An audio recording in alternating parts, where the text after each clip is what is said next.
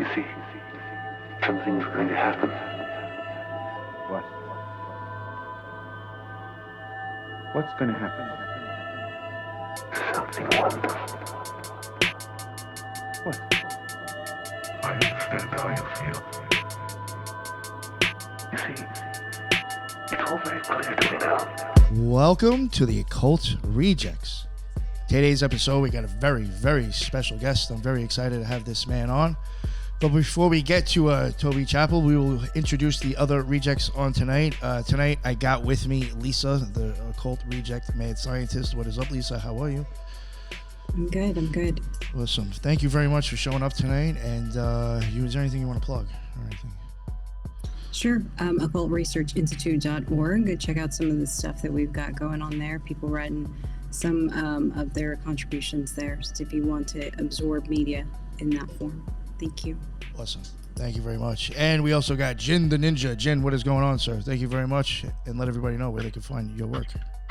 Sure. Thanks, boss. And thanks, Lisa, Ethan, and Robby. And Toby, I'm really excited to speak with you. I don't know how much I'll have to contribute, but I'll try. Nick knows I was very chattery before we started recording. So you can find my show, Threshold Saints, on Spotify and Apple and anywhere you get your podcast. You can follow me on Twitter or X at Wukong Reborn, WUKONG Reborn, or at the show account Threshold Saints. Awesome. Thank you very much. And Dee Dee's episode just dropped 5 minutes ago. So Awesome.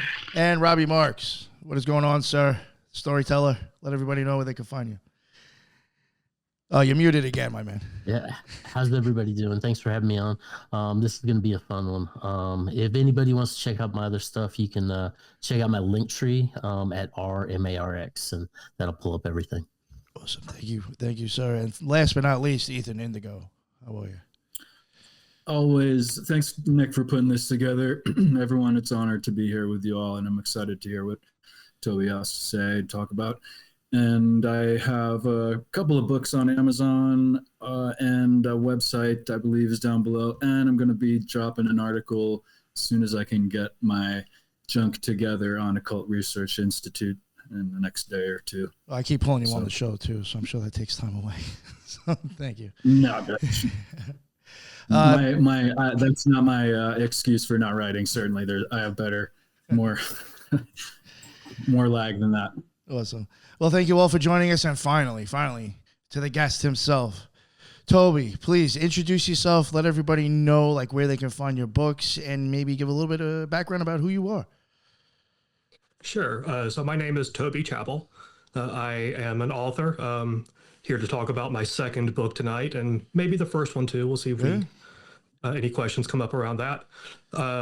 First one was Infernal Geometry in the Left-Hand Path, which is now 6 years old, believe it or not. I certainly can't believe it. And then coming out, I'm not sure when this will air, but coming out soon, April 8th, is The Languages of Magic. And my background for this is I've long had an enthusiasm for things that are weird. Whether it's things that are not of this earth. I've been an amateur astronomer for most of my life, but also reading things off in the wild and strange corners of what's possible. I've long been fascinated by language, how we use language to not just to communicate with each other, which is obviously a very important part of it, but also, as I write about in The Languages of Magic, how we use language as part of magic itself. My theory, which I argue for very strongly in the book, is that magic is at its core a process of communication. And I'm sure we'll be talking quite a bit more about that. By other means of background, I am a master of the temple in the Temple of Set. I've been part of that organization for, will be 25 years coming up this fall. But before that, I've been interested in many things that the temple is interested in, namely, what does it mean to be a self? And what does it mean to create more of what that self is? Whether that's becoming more potent and powerful out in the world, whether that's becoming more able to meet your own goals and ideas and ideals, and what that may mean for us when we no longer have this meat sack to carry around and give our consciousness something to manifest through. So that's been lifelong fascination of mine as well. I spent a number of years in the bit mines, as I like to call it, aka the tech industry, but finally departed from that late last year and have returned to private study to continue some of my deeper thoughts than just what sort of system to set up this week to serve some corporate overlord. That sounds good. Let's start from there and see where it goes. Awesome. I guess if you don't mind, could you maybe give a little bit of an idea? I guess, like, what was your experience like with the Temple of Set? One question I did want to ask is that I do think on one of your books, your last book, Michael Aquino did the foreword for it. Did you actually know him? Yes, I knew Dr. Aquino very well. Was a guest in his home several times. He was very supportive of that book because it was based originally, in large part, on something that he wrote. So as some of your readers or listeners may not know, the Temple of Set originally began as sort of a sequel of sorts to what certain people saw in the early years of the Church of Satan. In 1975, there was a bit of a disagreement with Anton LaVey about the direction he wanted to take things in. Some people took that as a betrayal of what the church was originally about, and they left and then ended up forming the Temple of Set. And why it was Temple of Set and not Temple of Satan or something along those lines is a much longer topic, but we can also talk about that if need be.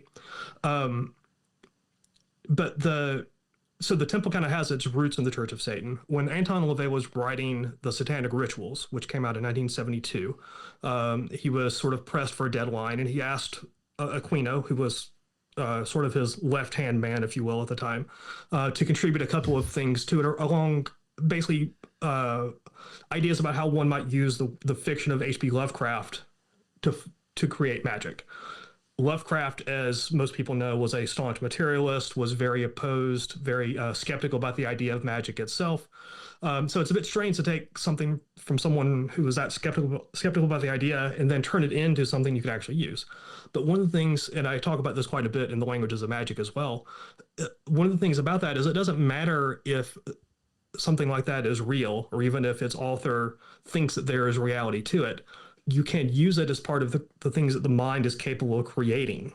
You can use it as part of our imagination, but it's not just imagination. It's not just spinning a story. It's creating something new out of those pieces. We have this strange ability as humans to take pieces of what we find in culture, whether it's from other people or some things that we create on our own, and to recombine them, to make assemblages out of them into new things that now are they're just as real as the chair that I'm sitting on in one sense, but that doesn't mean that they're actual. They have reality, and that we can talk about them, we can think about them, we can picture them in our minds. But when you take something that has a real existence but is not yet actual within the world, and then turn it into something that makes a thud on the table, if you will, then you've given it something beyond just mere speculation. You've turned it into something that now has an effect, has a presence that can be further used. So three things actually that Aquino contributed to the Satanic Rituals were the rituals, the Ceremony of the Nine Angles, and the Call to Cthulhu. And he also contributed an essay called The Metaphysics of Lovecraft, where he talks about some of these same ideas, how you would use these fictional creations to create real things. And that the sort of the magical system implied by those two rituals is the thrust of this book, which I talk quite a bit about H.P. Lovecraft. I talk quite a bit about the left-hand path as a concept. I talk quite a bit about how you can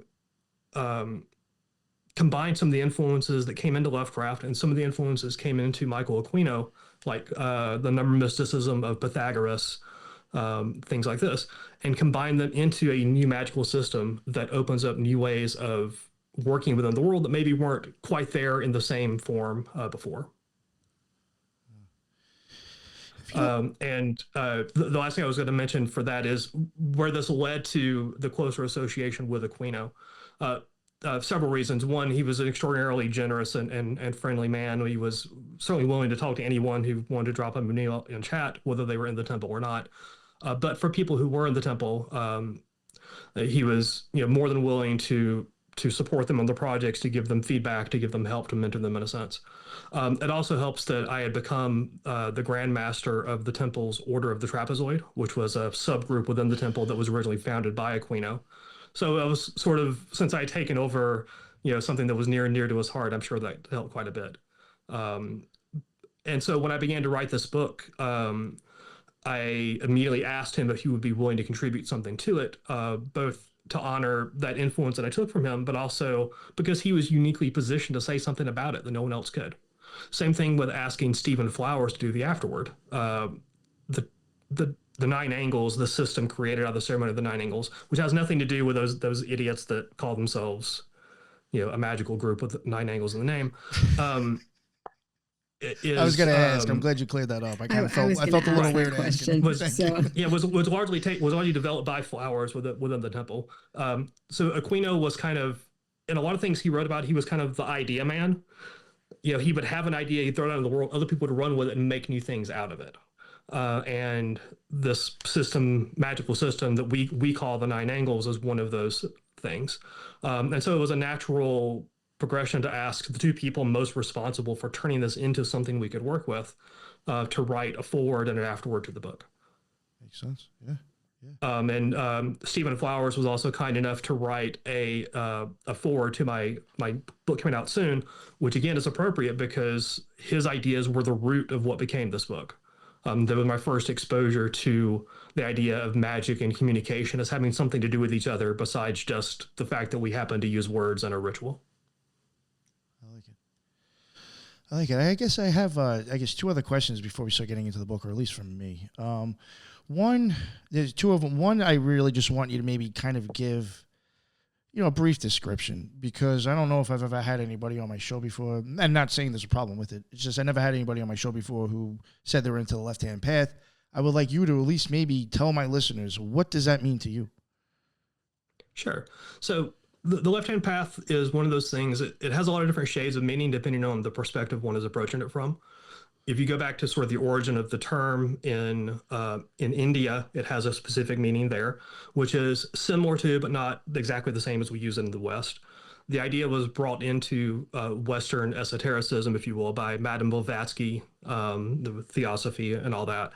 And originally, it was sort of a shorthand for the things that she didn't like. These were the evil things that you shouldn't do. And she contrasted with the right-hand path, which was the good and the light and the things you should aspire to. You see a similar usage carried on coming from the same place by Aleister Crowley. When he talks about a brother of the left-hand path, he's using that in a very pejorative term. What the left-hand path means within the temple is it means primarily two things. It means, one, that it is a path toward some level of self-deification, meaning that we can become like gods in some way, in part by doing the things that gods do. If you want to create, you do things that creators do. If you want to become a god, you do things that gods do. And this is done through introspection, is done through magic, is done through a continual process of refining the self, as I spoke of earlier. That's something in the temple we call kever. This is an Egyptian term. It means, depending on the context, it means the dawn, but it can also mean to become or to come into being. And this is the idea that you should always be striving to become something more than you are currently, to take what's the best of you now and make that ever more potent, ever stronger, ever have a greater reach. Now, the catch is you can't make it infinite. If it becomes infinite, then you now become exactly the same as the universe as a whole. And that's not what we're seeking to do. So you have to have some level of definition, some level of boundaries around it. But that's doesn't mean that you're limited. The boundaries just become where the edges of what you're capable of now that can be expanded as part of the way that you grow, as part of the way that you kever, if you will.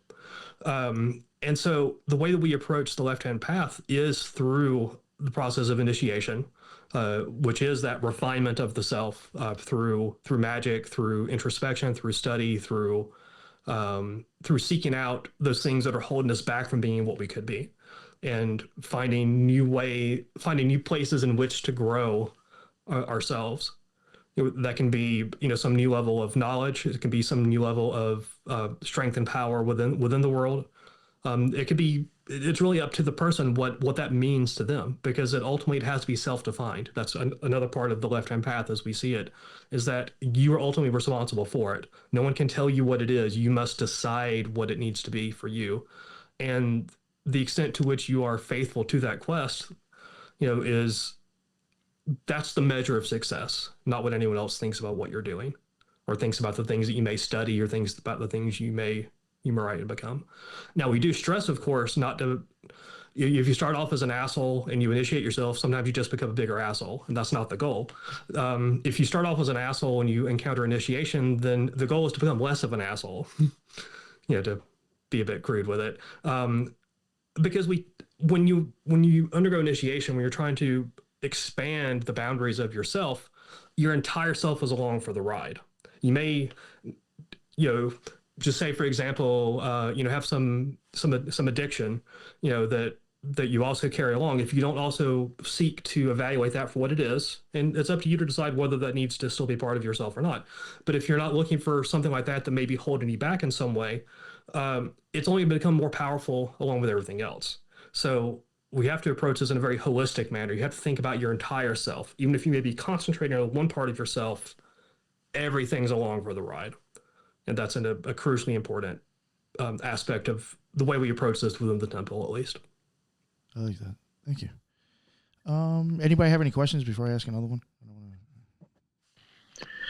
I have a quick question for Toby. It's not from me, but it is from someone who I've been reading some of the, we'll say, online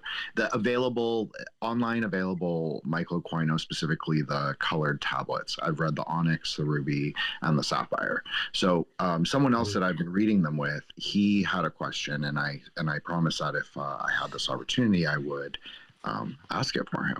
So I'm sorry, just give me a second, and I will pull it up. Okay, so he is asking if the properties of the angles, i.e. their psychological effects and their utility in magical operations, is exhausted when the consciousness decouples from its physical support in the body. So I think he's asking, is there does an angle inherently imply perception and point of view, like a positionality, a cosmology, and an ontology? If I understand his question, that's what I think he's asking. Right. Well, that'd be quite a long answer to answer in full, but let me do this because I think those will help with their explanation. So what you're referring to here, there's a symbol at the top, which is what's called within the nine angles. This is called the seal of Runa. Runa is mystery. That's the root of the word for rune, but its original sense in the Germanic languages was mystery. There's not just the mystery of like where you left your car keys. This is like the eternal mysteries that you're attempting to go. When I spoke earlier about the idea of initiation and expanding the boundaries of yourself, part of what you're doing is you're finding those things that are mysterious to you that pull you forward, and they become the fuel that you use for initiation. So within the symbol, you'll if you imagine this without the trapezoid in the middle, if you imagine just the pentagram and the circle around it, you have what we call in the temple the pentagram of Set. And what the pentagram of Set signifies, the reason is the symbol for the temple, in a sense, is it signifies something very core about our cosmology, and that is the distinction between the subjective universe and the objective universe. The way these terms are used is that the subjective universe, well, actually, let me start with the objective. The objective universe is the universe of matter and the physical laws, things you can touch and things that affect things that can be touched in the physical sense. This has no intelligence guiding it. It's driven by the physical laws that hold it together. The pentagram, signifying the subjective universe, is the individual awareness of any sentient being. This could be humans. It could also be, animals and even arguably plants have some degree of sentience that they display, meaning that they can respond to things that they sense, and in depending on the nature of what it is they sense, and sometimes they can decide how to respond. It's not just an instinctual thing, but it's also a deliberative thing that can be done. And the reason these are shown in the pentagram of Set as not touching is the idea that this idea of self-awareness is not something that is explainable through the laws of the material universe. It's something that seems to arise somehow above it. It emerges somehow from the interactions of things within the universe, comes from outside it in a sense. When you add in the trapezoid to become the seal of Runa, this is shorting the implicit connection between the two. When I said earlier that the subjective universe is not dependent on the objective universe, it doesn't mean that it doesn't touch it. Clearly it does. If I decide to reach out and push a book off my bookshelf in the back, I have just, through the power of my mind, implemented that in the world to cause some physical thing to happen. So clearly we can have effects on that objective universe. But what it means is that I can conceive of things that are not possible within the objective universe. I can conceive, creatures that don't exist. Like, in fact, the representation of Set to the ancient Egyptians is an animal that there is no one animal that it represents. It's an amalgam of different things. It represents something that can be conceived but not actualized within the world. Now, to go back to your to the question, and I hope it was clear enough to make a bit of a foundation around it. Perception is closely connected with the pentagram, with the star itself, the subjective universe. Now, the reason that the trapezoid is shown the way it is, you notice how it only touches you notice how the star does not touch the circle at all, but the trapezoid touches it at exactly 2 points. So one of the things that Stephen Flowers added to this 9 angles, coming out of the Ceremony of the 9 Angles by Michael Aquino, was this idea of keywords, the idea that you can have a word that encapsulates what that angle means.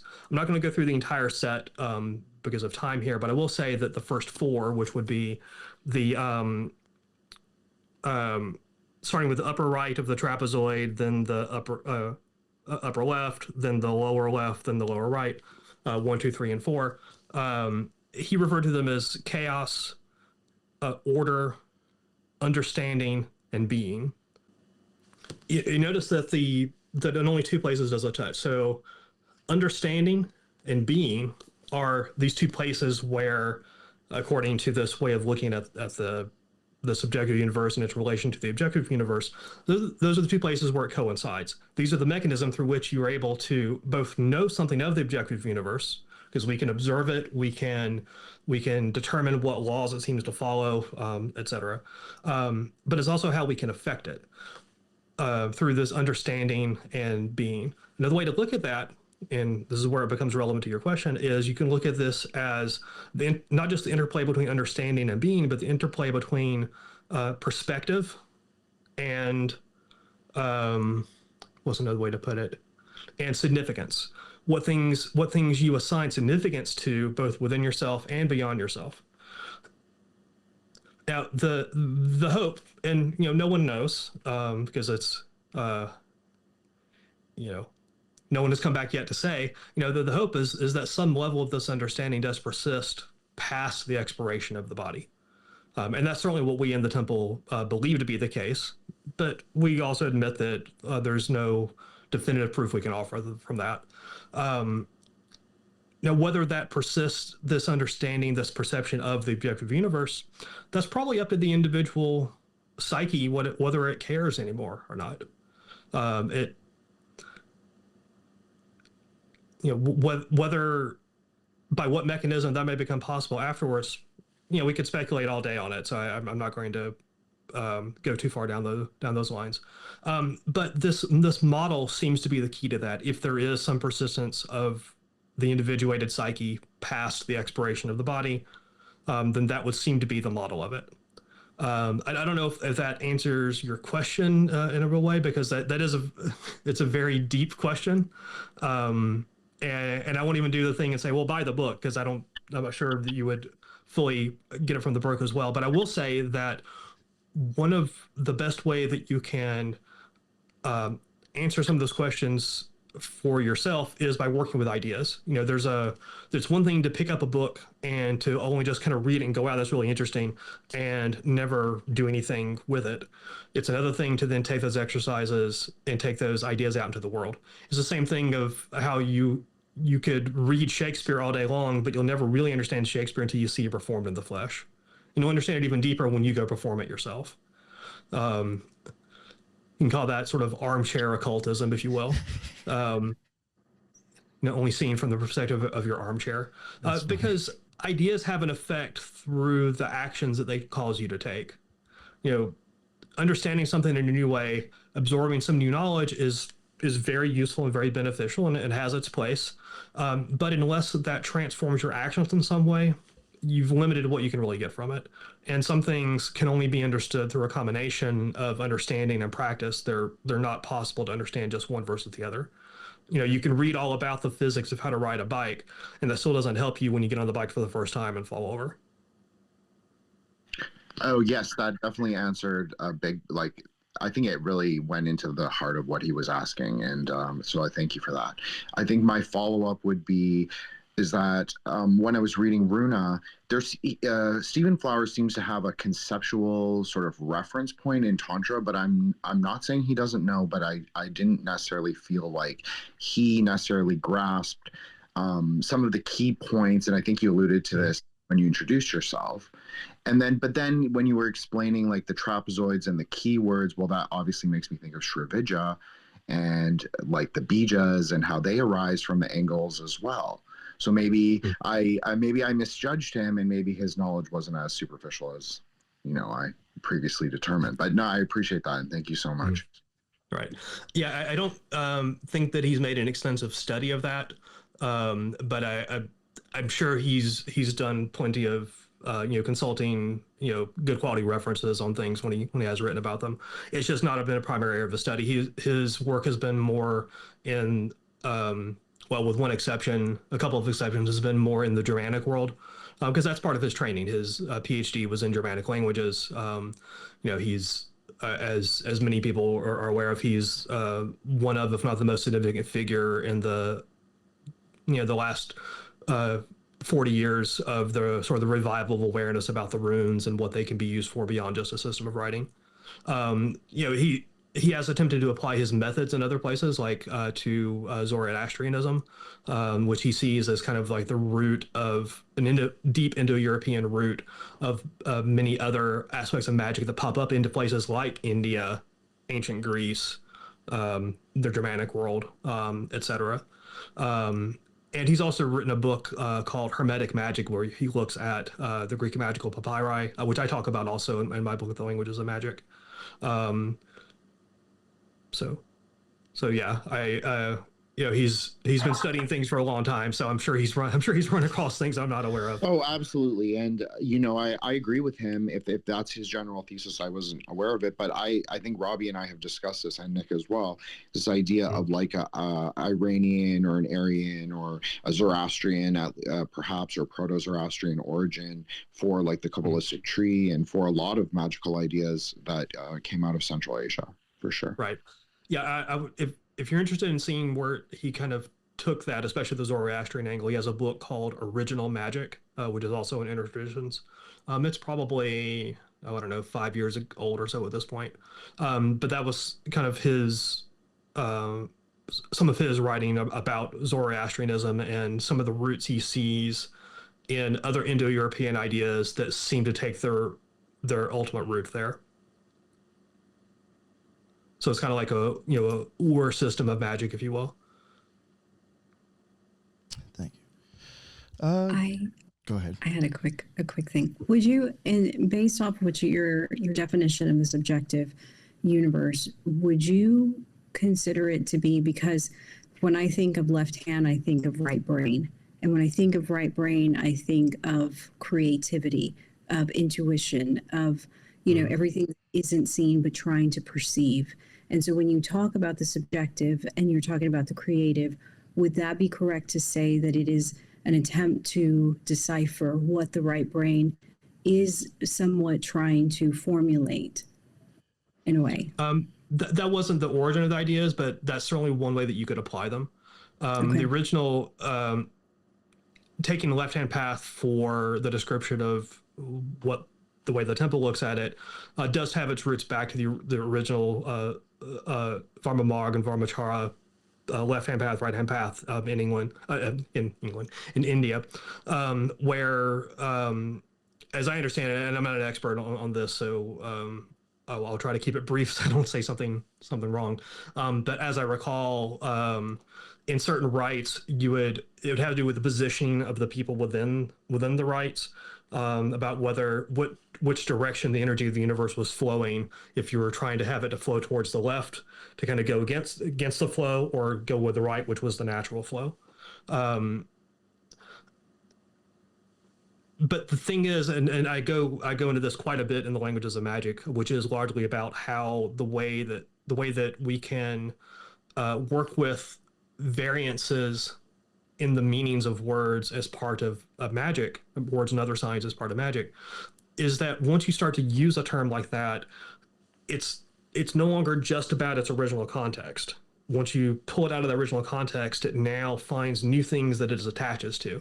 So when someone else comes to it with certain ideas about what left and right mean, whether it's left and right brain, left and right on the political spectrum, left and right, whatever orientation you may have towards those terms and what they mean in certain contexts, you can start to find and even create for yourself connections with those original ideas. And that's something that's often missed. People sometimes think that if you have some term that has some deep historical root, that you're only ever allowed to use in the original sense, otherwise you're using it wrong. That's not the case. That's not how language works. Language changes over time. It makes less sense now that everything is Bluetooth, but the little thing on your computer that you move the pointer around, when it wasn't always called a mouse. Mouse used to just mean the little thing that lives in your wall, and goes around on the floor. But when someone said, "Hey, let's call it," "Hey, it looks kind of like a mouse, let's call it that," it sticks because it captures something about what a mouse looks like. It's a blob of a thing, and it's got this little long thing, thin thing hanging out of it. And we're able to adapt what we think of as meaning. We're able to go, "Oh, yeah, I can say how it means that too." It becomes like a nickname that then becomes just the name for the thing. And then now you wouldn't even think twice when someone calls it a mouse. It just makes sense. That's just the name for that thing now. It's the same thing with all words. Words change over time. That's how different languages arise. It's how different languages eventually, the little changes in meaning and grammar and the sounds and all that accumulate to the point that this now diverge. The same way as evolution works. Eventually enough little changes accumulate. Now you've got big enough changes that, wait, these are different things now. And so, yeah, so what I usually suggest with ideas like what you bring up is that if you find it useful, run with it, because you're the one that creates meaning for yourself. No one else can force meaning. They can attempt to force meaning on you, but you ultimately decide, I'm willing to accept this means that. But it's also part of your psyche at work trying to find these connections, because we are hardwired as primates to look for these connections. When primates begin to evolve and take to the trees, we shift towards vision becomes much more important, sense and other senses. Smell becomes less important. But it's also, we gain quite a bit, all primates have quite a bit of tactile sensibility in their fingers and in their toes. We touch and sense things. Well, vision becomes super important, because if you're in a tree and you see a branch over there, you need to figure out, can I make it? Because if you don't, that could be a problem, right? So we then take on this visual perception, this depth perception that allows us to judge those distances. And this is one of the things that just factors into, we find patterns in the things we encounter. It's part of how we interact with the world. And those patterns are real. If the pattern has an effect on us, especially if it's a beneficial effect, the pattern's real. If you recognize the pattern of a snake in the grass, so that a step over there, and you then realize that, wait, it wasn't a snake, it was something else, that still benefited you. That pattern recognition still helped you in a sense. If it was a snake, it really helped you, right? So we take that, as humans, we're just hardwired to do it, so that we can predict what we need to do and to draw connections between things, so that we can understand what they're about, how they work.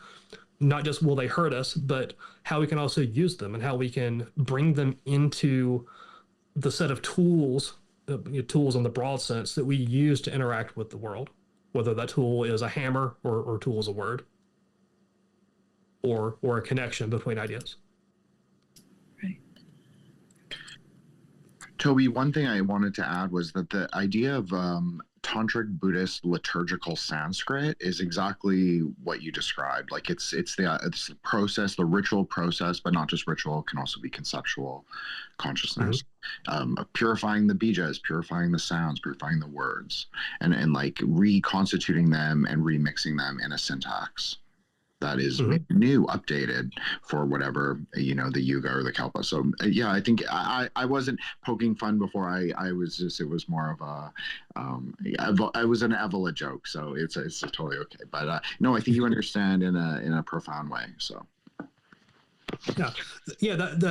This idea that words have magic to them is a very old idea.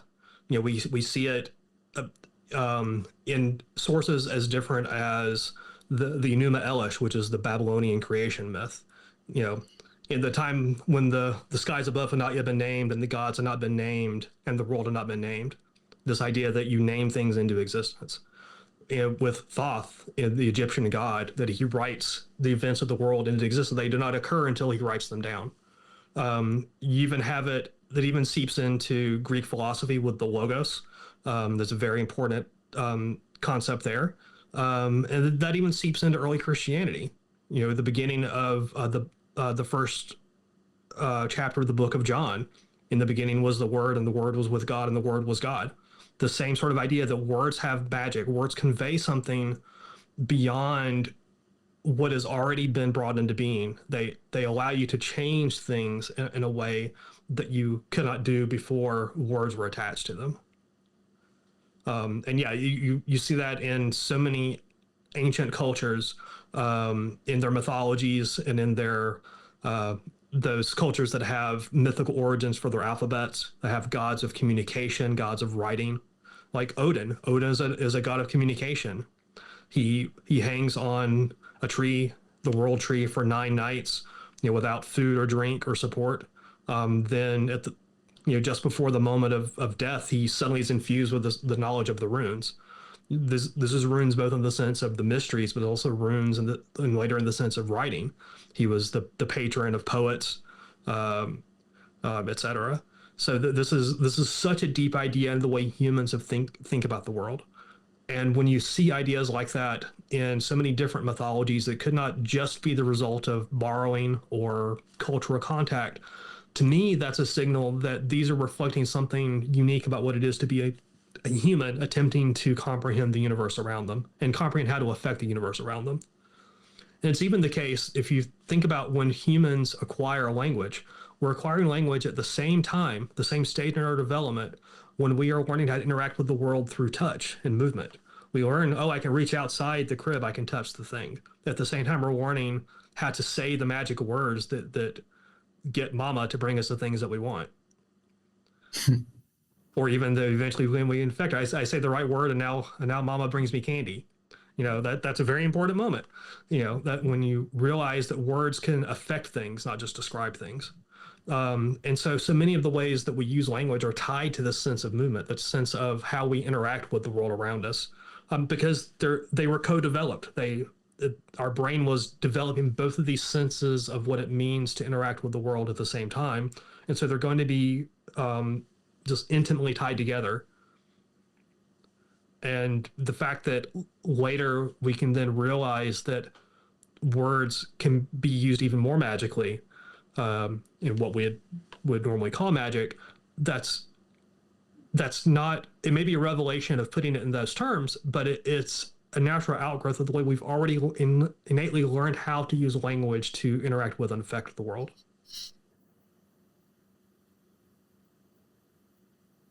There's I was going to say that there's actually spend one chapter in the Languages of Magic talking about that specifically. I look at different mythologies and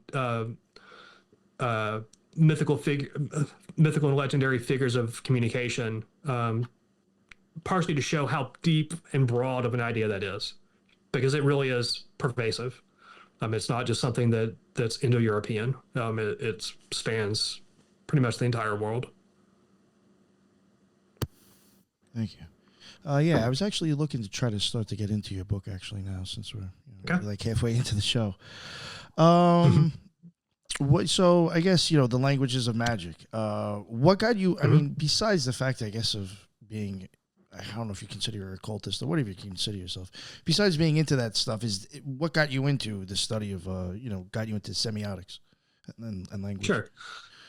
Well, I don't consider myself an occultist. That's a longer discussion.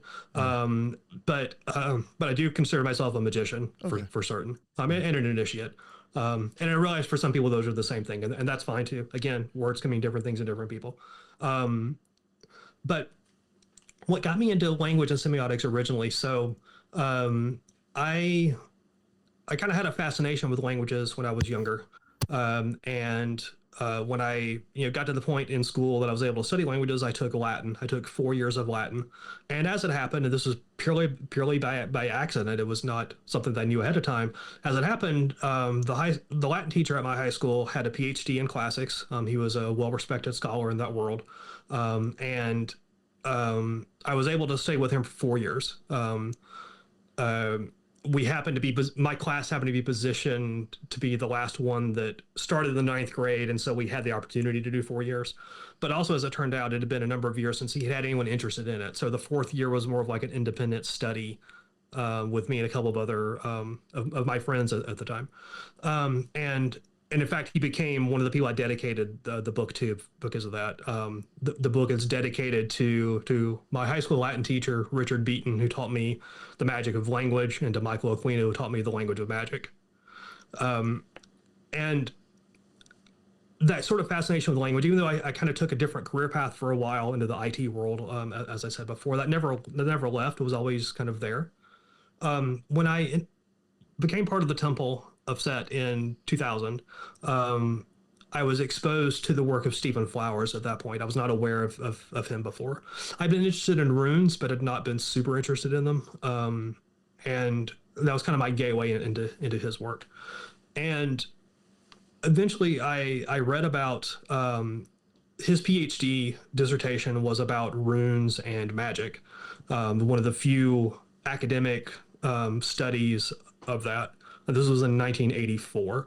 And he had a chapter where he talked about theories of magic. He talked about the way that anthropologists had approached the idea of magic at different points in time.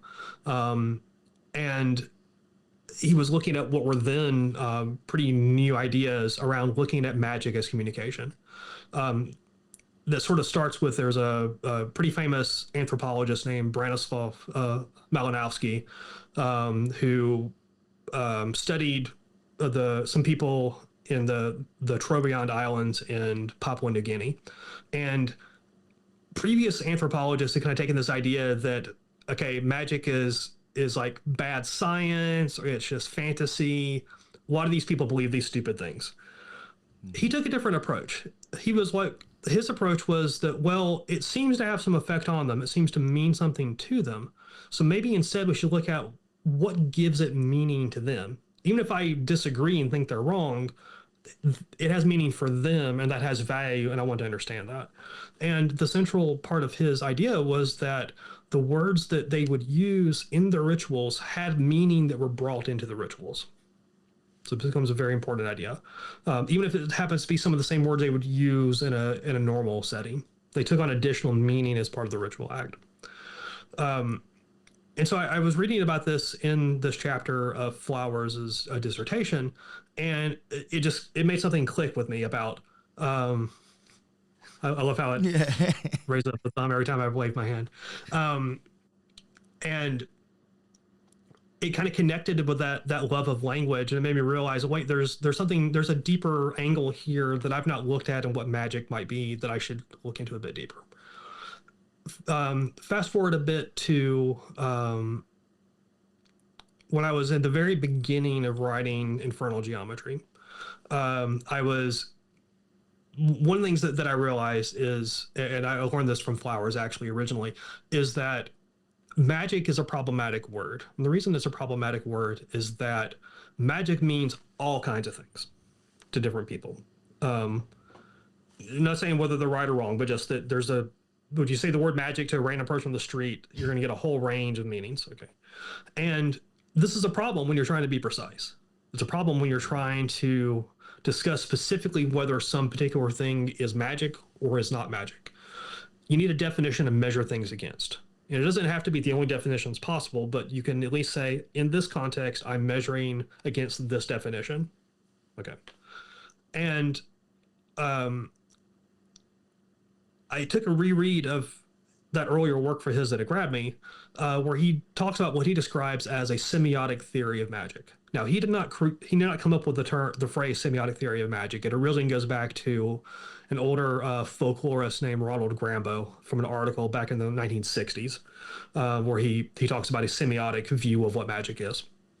And I got curious. I had sort of what many people have as like a general understanding. Well, semiotic is something about signs and symbols, right? I didn't know much else about it at the time. So I started to look more into this and try to understand more deeply what this means. And that really made things click. And that kind of, what that did is, I'd already decided that in Infernal Geometry, I wanted to do two things. I wanted to talk about geometry, just plain old compass and straight edge geometry. Because if you're going to have a metaphor, use a metaphor in magic, you should have some understanding what the metaphor actually means in real life. You should have some lived experience of the metaphor. This is something that I believe it was Gerald Massey referred to as the living nature of the gnosis. The idea that it's not just an idea; it's something that has some referent within the world that you can claim a connection to. And the other thing I decided was to have a chapter to talk about magic. So that was my initial sort of foray into, let me talk about the semiotic theory of magic from my perspective, how magic is the use of signs. And a sign can be a symbol like this. Signs are words as well. It's a very kind of general term, for anything that refers to something else in some way. And so these are sort of kind of one practical, one theoretical chapter that I thought was very important to set the stage so that when I start talking about angles, I can know that the reader has enough of an understanding of geometry or is reminded enough of their understanding of geometry to really kind of understand precisely what I'm talking about and not just think, oh, I understand that and not pay attention to the finer points of it. And also with magic to say, when I talk about magic, this is what I mean in this context. And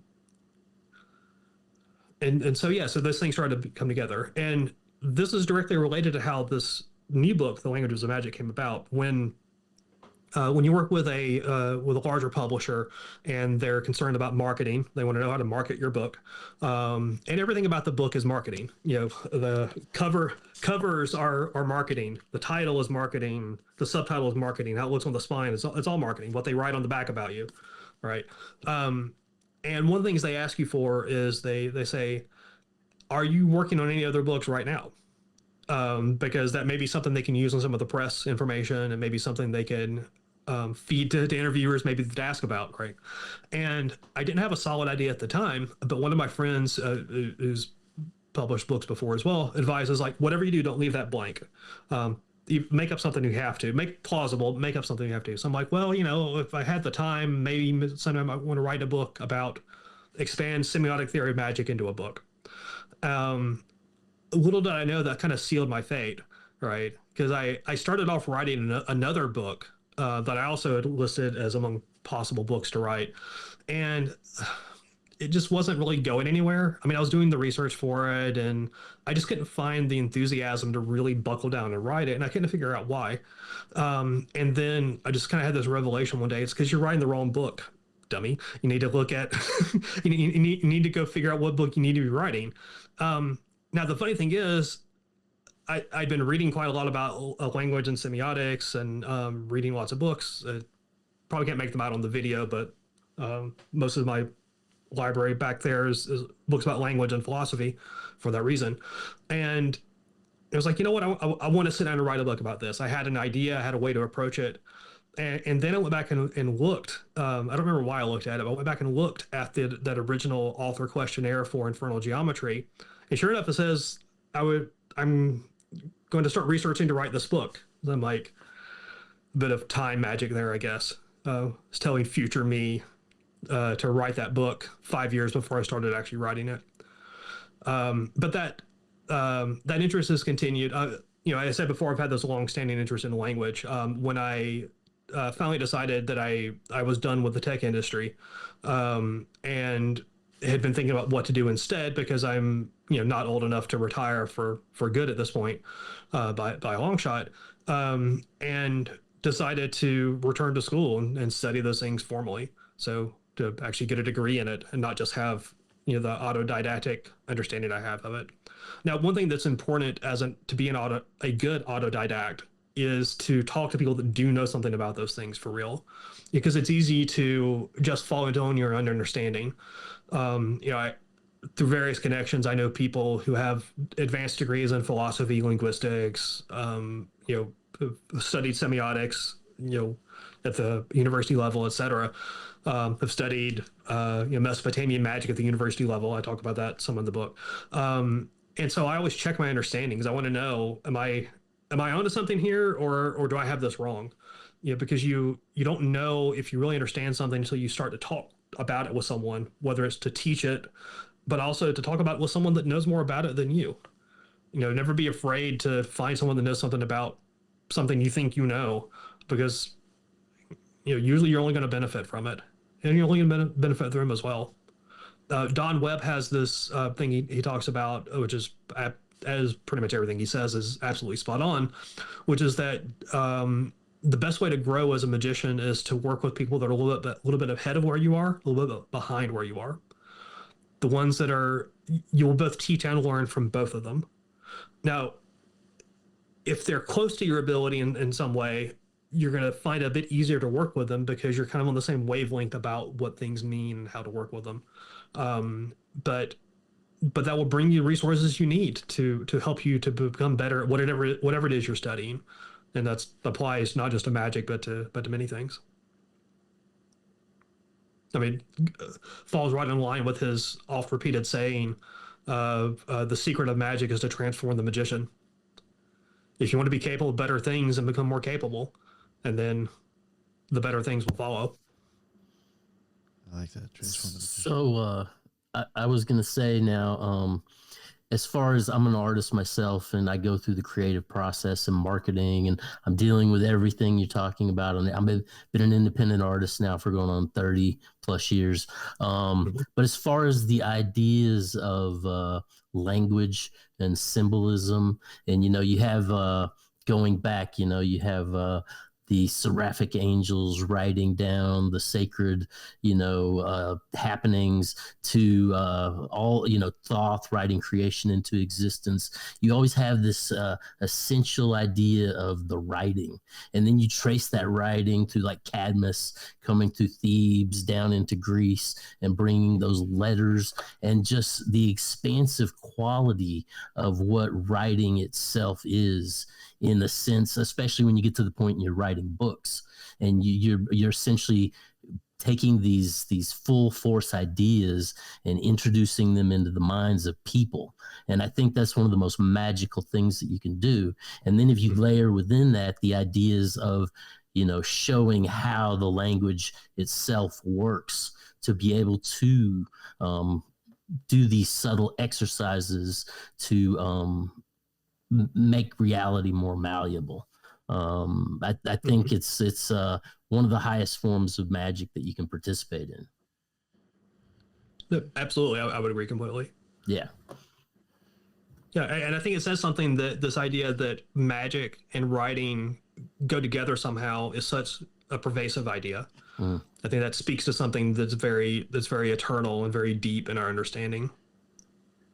Oh, even this situation, because of an email sent to me, you're on my show now. I mean, that's magical in a sense. Yeah. Yeah. Well, one of the main sources that really kind of kicked me into high gear when I was starting to really look at language and magic is a book by a philosopher who died back in the 60s named J.L. Austin. And his most famous work is called How to Do Things with Words. Brilliant title. I love the title so much. And part of what he's talking about, he's not talking about magic at all in there directly. He was a philosopher of language. He was at Oxford, so it was, too much of too much in the ivory tower to talk about magic in that sense. But what he did talk about extensively was the way that we bring things into being through language. He talks about what he calls a performative utterance. Sort of the canonical example of that is at a marriage. You say, I now pronounce you man and wife. At the moment that's said, you're now married. The words themselves cause that to happen right then and there. But you say the same words in a different context. And you're joking around at a party, and then say it. Context is not there. The words don't have the same effect. Right. So words have a context, but words can cause things to happen just by virtue of being spoken by someone with the right power and authority, and in the right context. Hugely important idea, very magical idea. When I was talking earlier about anthropologists in the late 20th century starting to think more about the role of language and magic, that was one of the ideas they specifically pulled from. They pulled on two things. They pulled on the idea of performative speech from Austin, and they pulled on the Austrian/English philosopher Ludwig Wittgenstein and his idea of what he called language games. What a language game is, he's not talking about, he's not saying language is frivolous or just a game or anything like that, but he's talking about the different moves that you make in certain kinds of interactions that you take. If you think about, you go to Starbucks, you order a coffee, there's certain rituals you go through about how you approach the counter, and then the person at the counter asks you what you want to do, and then there are certain things you say to complete the ritual of correctly ordering your morning coffee. That's a particular language game. It has certain moves. It has a meaning within a context. You take those same words and the same exchange out of the context, it means something completely different. Language is always contextual, and you can probably easily see how that can map onto magic. If you think about, I was mentioning earlier with Malinowski and the Trobriand Islanders, the idea that even if they're using the same words they might use outside of a ritual context, within a ritual context, they take on certain meanings. They have an effect there they don't have elsewhere. They become part of the language game that's used during the ritual context that is not present when they're used in a different context. And so this is a very important step forward in looking at what magic can be. And what I argue at length in the languages of magic is that semiotics as we know it today is a relatively new thing, even though it has roots going back 2,500 years. And of course, language goes back. We're not even entirely sure how far back language goes. But even though we're describing it in terms that have arisen in modern times, they apply to these things that are far more ancient. They illuminate those in ways that let us understand them in deeper ways. So these are ideas that they've always been there about language has magical components to it. Now what I'm doing here is not saying, this is a brand new idea that language is magic in some way, or that magic can use language in some way. But it's that now we have a vocabulary we can use to look at it in far more fine-grained detail to help us understand it in a deeper way. So new ideas, looking back at things that they've always been part of, just not always seen for what they were. I think you had mentioned something earlier, kind of like this a little bit, like people taking symbolism from like the past maybe and putting it together. Or like maybe older magicians kind of looking, or whatever you want to call them, magicians, occultists, looking at past people's stuff, maybe kind of using it. Where you kind of, I feel like, and I think your book touches on Crowley. Just from my opinion, I feel like he did that a lot in a sense. Like once I started looking Sure. at stuff like Michael Myers, Athanasius, who was that? Heinrich Kuhnroth, and Empedocles, people like that. I'm like, yo, there's certain things that I feel like Crowley even might have made art, or some, like even like came up with ideas from pulling different things from them. In a sense. Oh, absolutely. One of Crowley's superpowers was to be a master synthesist of ideas. He was extraordinarily well read. He had a very classical education. He came from wealth, even though he later squandered his inheritance. But he spoke French. He'd been to learn French from an early age. He was very well read, and he was very much a student of the history of ideas. And he was very astute, like I was talking earlier about drawing connections. He was able to draw these connections and go, oh, these ideas seem to connect in some way, even though, from a historical sense, maybe they're not connected, but from a conceptual sense, they have these connections. And he was able to turn that into, in some cases, some extraordinarily beautiful writing. In some cases, a completely obtuse writing, but that's, you take the good with the bad. And so, yeah, there's always one of the things you have to always keep in mind when you're reading Crowley, and Anton LaVey is no different, is you always have to keep in mind, okay, where is he getting half of this from? That he's synthesizing. And that's the thing. Synthesizing is an art. It's not, everything is a remix ultimately, right? But synthesizing, seeing connections, drawing new connections, combine them into new and novel ways, it's part of what humans do. But if you have someone that's especially skilled at it, that's also a very good skill to have, especially as a magician. Like with Crowley, for example, if you look at, when Crowley sort of came of age as a magician, in the Golden Dawn, among other things, was riding the wave of Egyptomania in Great Britain at the time. The idea that everything that was ancient Egypt was cool. Hieroglyphics had only been deciphered in 1822. You're starting to see things like the Greek magical papyri were beginning to filter in from the Mediterranean world and be bought and then translated and published by the British Museum and the British Library. You were seeing all these archaeological excavations of Egypt, and we're learning so much about them now that we can read the inscriptions. So they just have to infer from what we see, written on the walls or from statues. And so this really took hold, not just in the magical world, but just in general. People in the Western world really as a whole were kind of obsessed with this. You start seeing the pyramid power and, everything Egypt is magical and all this. They were, at one point, they were taking mummies and grinding them up and sniffing them as an alleviate, for whatever symptoms. But there's all kinds of things that look better on paper than in reality. They were eating mummy chips too, right? Of the wrappings.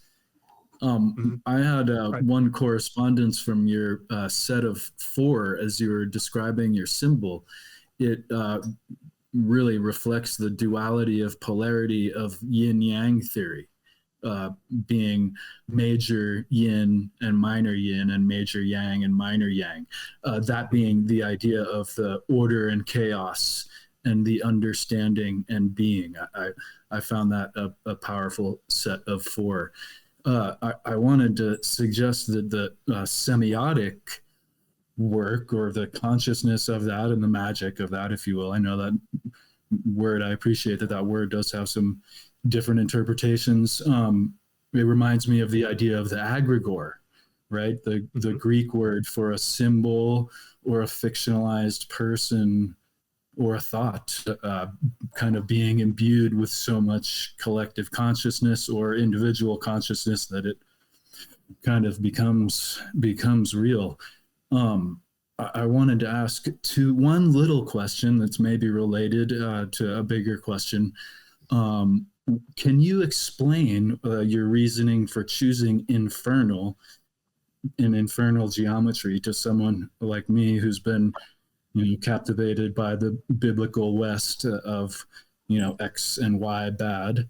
And secondly, I found it very provocative, your inspiration that you might draw from the Pythagoreans, and as in relation to initiation. it's hard to find information, of course, on the secret group. So what are some of the influences from the Pythagoreans, or even practices or ideas from the Pythagoreans that you might utilize in your book, or you appreciate? Right. So for the first question, infernal, there's a couple of reasons behind it. One, I was trying to draw an intentional contrast with sacred geometry, not because I find sacred geometry fascinating and is completely valid in and of itself as well. But I was trying to emphasize that this is an explicitly left-hand path approach. And so infernal sort of seemed to fit in a sense to kind of just as a contrast to sacred. And it certainly is not meant to or intended to belittle or besmirch the sacred geometry, because I refer to it quite a bit in my book as well, because those ideas of things about the golden ratio, et cetera, extraordinarily valid and interesting ideas. And as I'm sure you know, the pentagram itself embodies the golden ratio, and in fact that was reputed to be the secret symbol of the Pythagoreans, because they thought that their understanding of the golden ratio was the one of the secrets of the composition of the universe. You even see that pop up again in Plato's dialogue, the Timaeus, when he's describing the proportions in which from the absolute that the universe is progressively created. If you read the way he's describing them, he's describing the golden ratio. It's like a golden spiral as he carves off the individual pieces from it.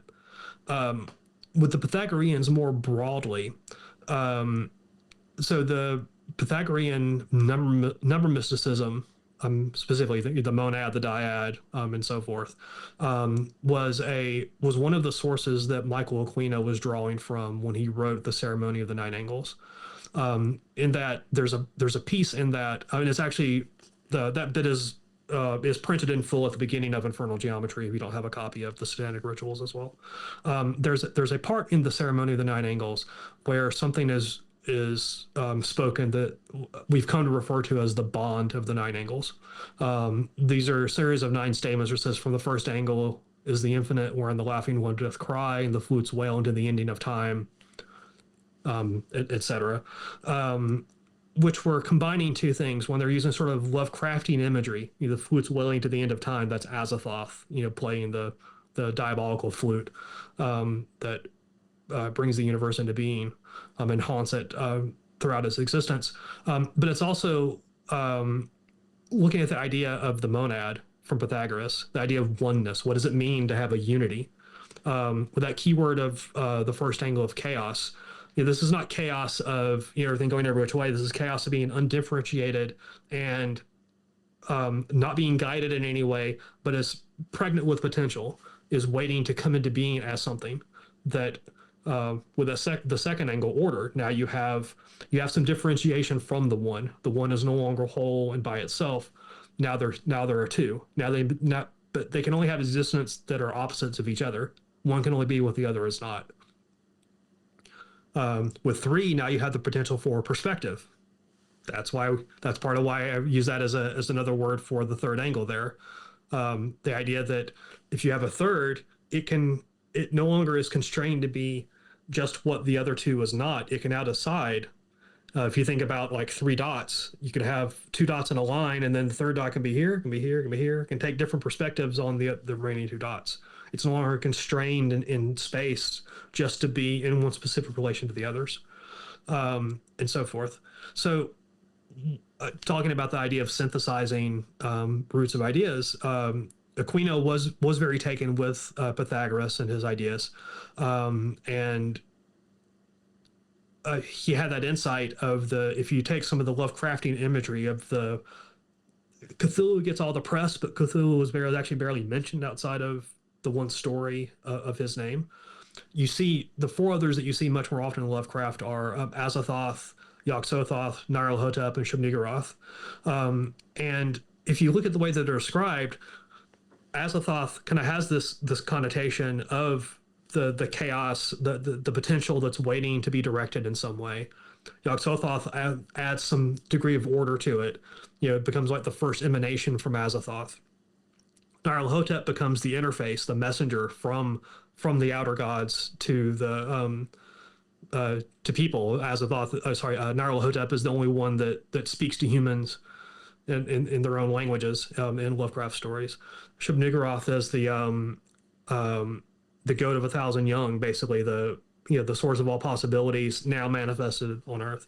And so Aquino had this insight that you could sort of start to draw a cosmology, how a cosmology develops out of those, to create the objective universe. What has makes a thud when you put it on the table, what has physical laws that describe how the physical matter interacts with each other.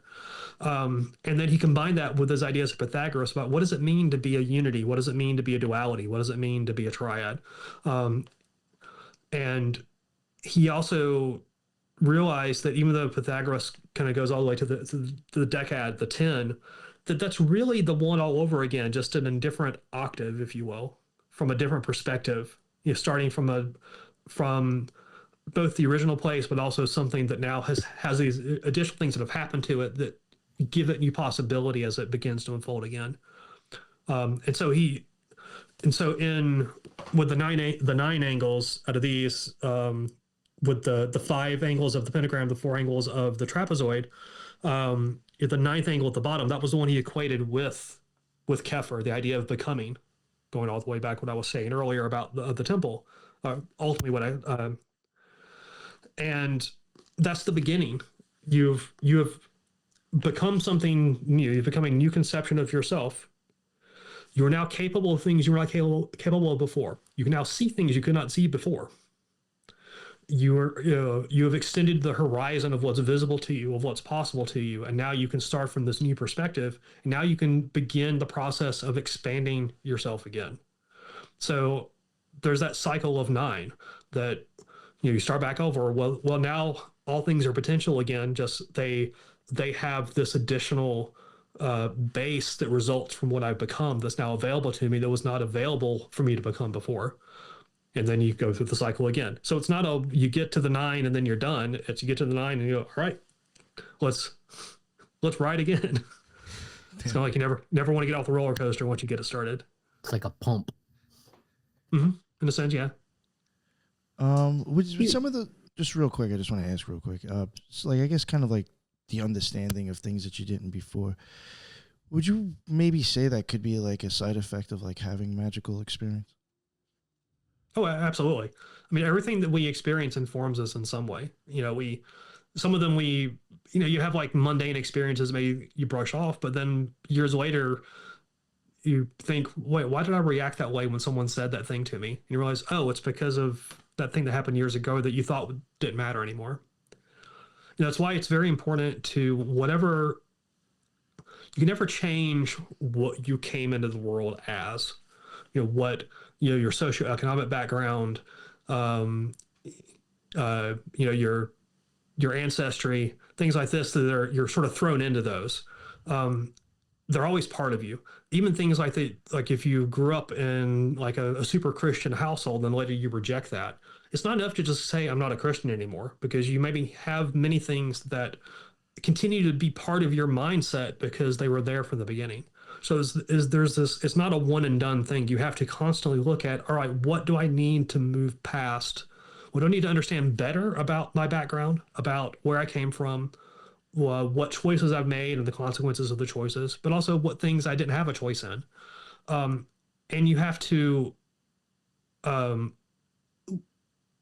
look at how you can make them either work for your current conception of yourself, or that you can deliberately move past them instead of just saying to yourself, well, that doesn't matter anymore. I don't want to think about that anymore.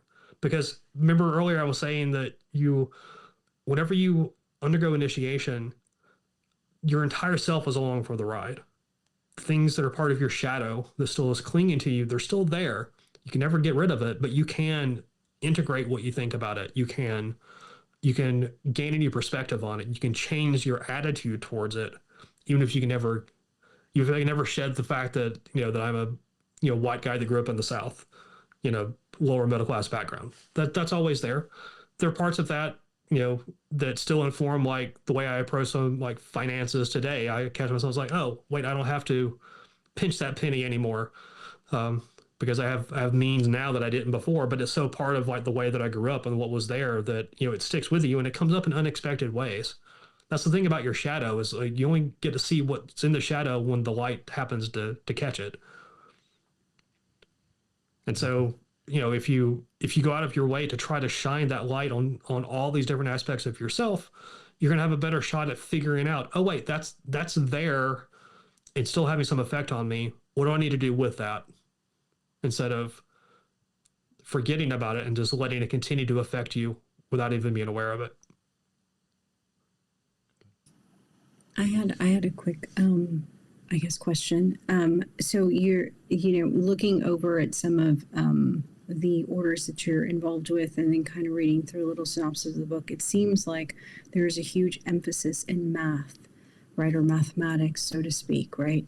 And then your book talks about language. And to me, listening to you right now, the only thing I keep thinking is, going from potential energy to kinetic energy.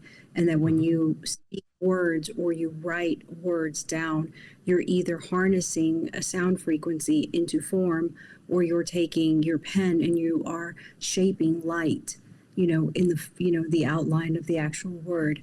Would you say that magic is an attempt to bring back alphanumerical systems to where both words and numbers unite and give it back its own power? Before it was separated, I think it was like in the 1100s or so. Mm-hmm. So to avoid scaring your readers, the math is all in the first book. So you don't have to worry about running into math. You get to run into semiotics instead, which is its own can of worms. But you bring up a very interesting point. I think there's definitely something to that, because math,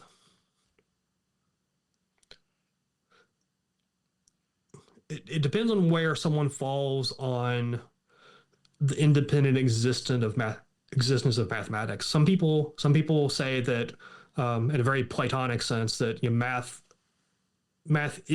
has its own independent existence, and we're just discovering what that is.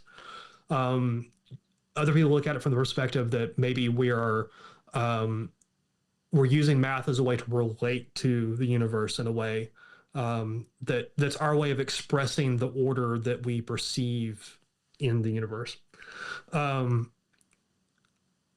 I probably fall somewhere in the middle of those, maybe some aspects of both of them. But you could think of mathematics like a language. This is exactly one of the ways that people like Galileo, who coined the term the book of nature, conceptualized it. That basically mathematics is one of the ways that nature is speaking to us and allowing us to read what is within nature. Is something, he was, despite his persecution by the church, he was a very religious man too. He would have seen it as that basically God is revealing the universe to us through math. Your words are much the same way. Now, the catch is words, at least the words that we use, are a human invention. They're a byproduct of the types of sounds that the human vocal apparatus can create. There are sounds that other animals can create that we cannot, because they have differently shaped vocal tracts, in a sense. And so there are always these kind of artificial constraining factors in what we can do with words. But when you get beyond, the particular arrangement of sounds in a given language to what are these words really getting at? What are they trying to express? So it's relatively easy to say this thing is called a book, or in German it's das Buch, etc. You can whip out the name in a jillion languages. It's a different thing to point to when I say that I'm sad right now. What is that pointing to? You could point to, well, maybe you have a certain look on your face, okay, or maybe it's manifesting in your behavior in some other ways. But maybe I'm looking the same way as I would look if I was happy, but I just say that I'm feeling sad now. You can't really point to what is it getting at. So there's this difficulty in how do you convey an internal state. And that's part of the difficulty of words. It's part of the imprecision of words.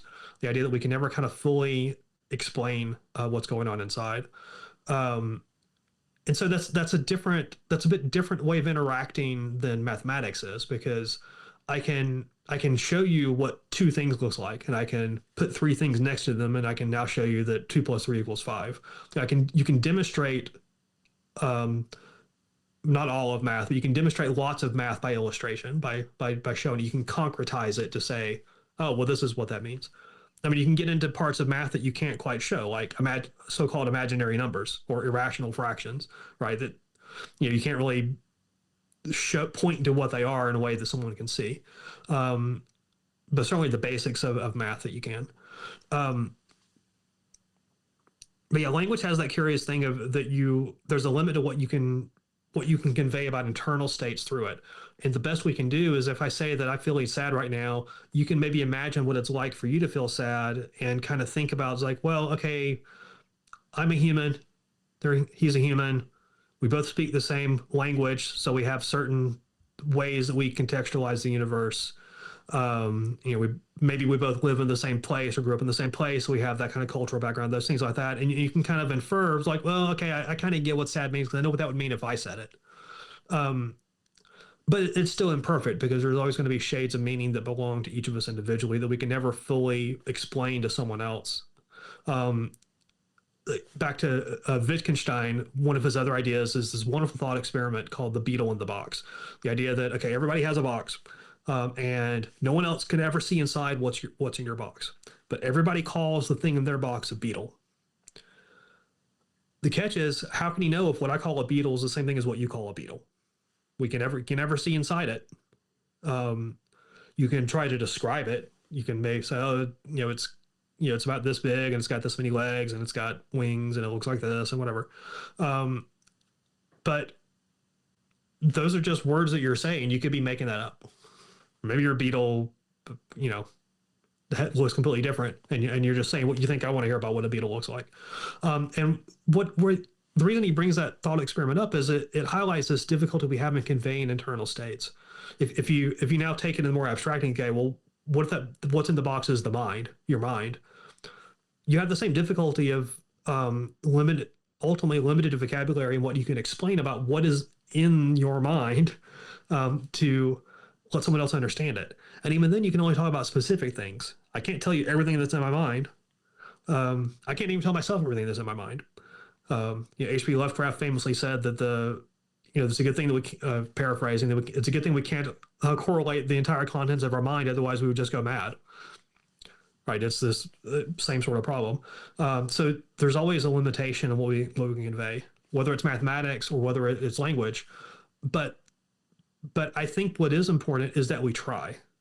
The trying part is what counts, because if you never communicate what is with you internally, it still belongs to you, but you're limiting your ability to see it reflected in someone else, to see what it looks like from the outside, because that's the one thing we can't easily do, is see what the contents of our own understanding and experience looks like from the outside, because we see it from the inside, because that's inside, because that's where it is.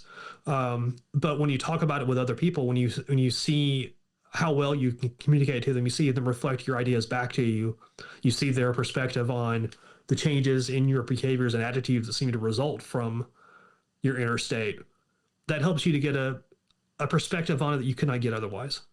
You still have to decide what it means, but you can now, when you're deciding what it means, you can now account for this additional information that you've gained from someone else. And the only way you can get that is to communicate with them. It's fascinating that Aquino was inspired by Lovecraft to conceptualize that set of four.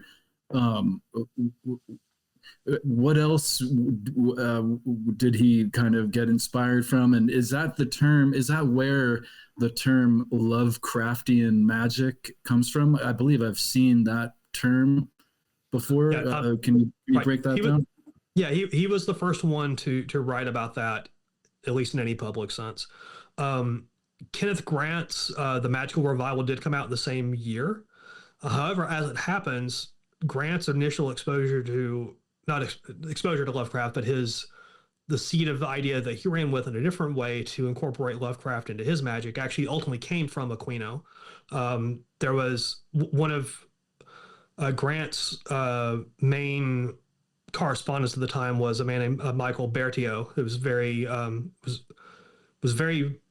prominent figure in magic at the time. Has ideas kind of continue to pop up in pretty interesting ways and weird and strange places. And there was another person in the Church of Satan at the time that Aquino knew well, who also knew Bertio and was basically shared some of those ideas with him, and he passed on to Grant, and Grant's like, oh, that's interesting. I should maybe try to write about some of that in my book too.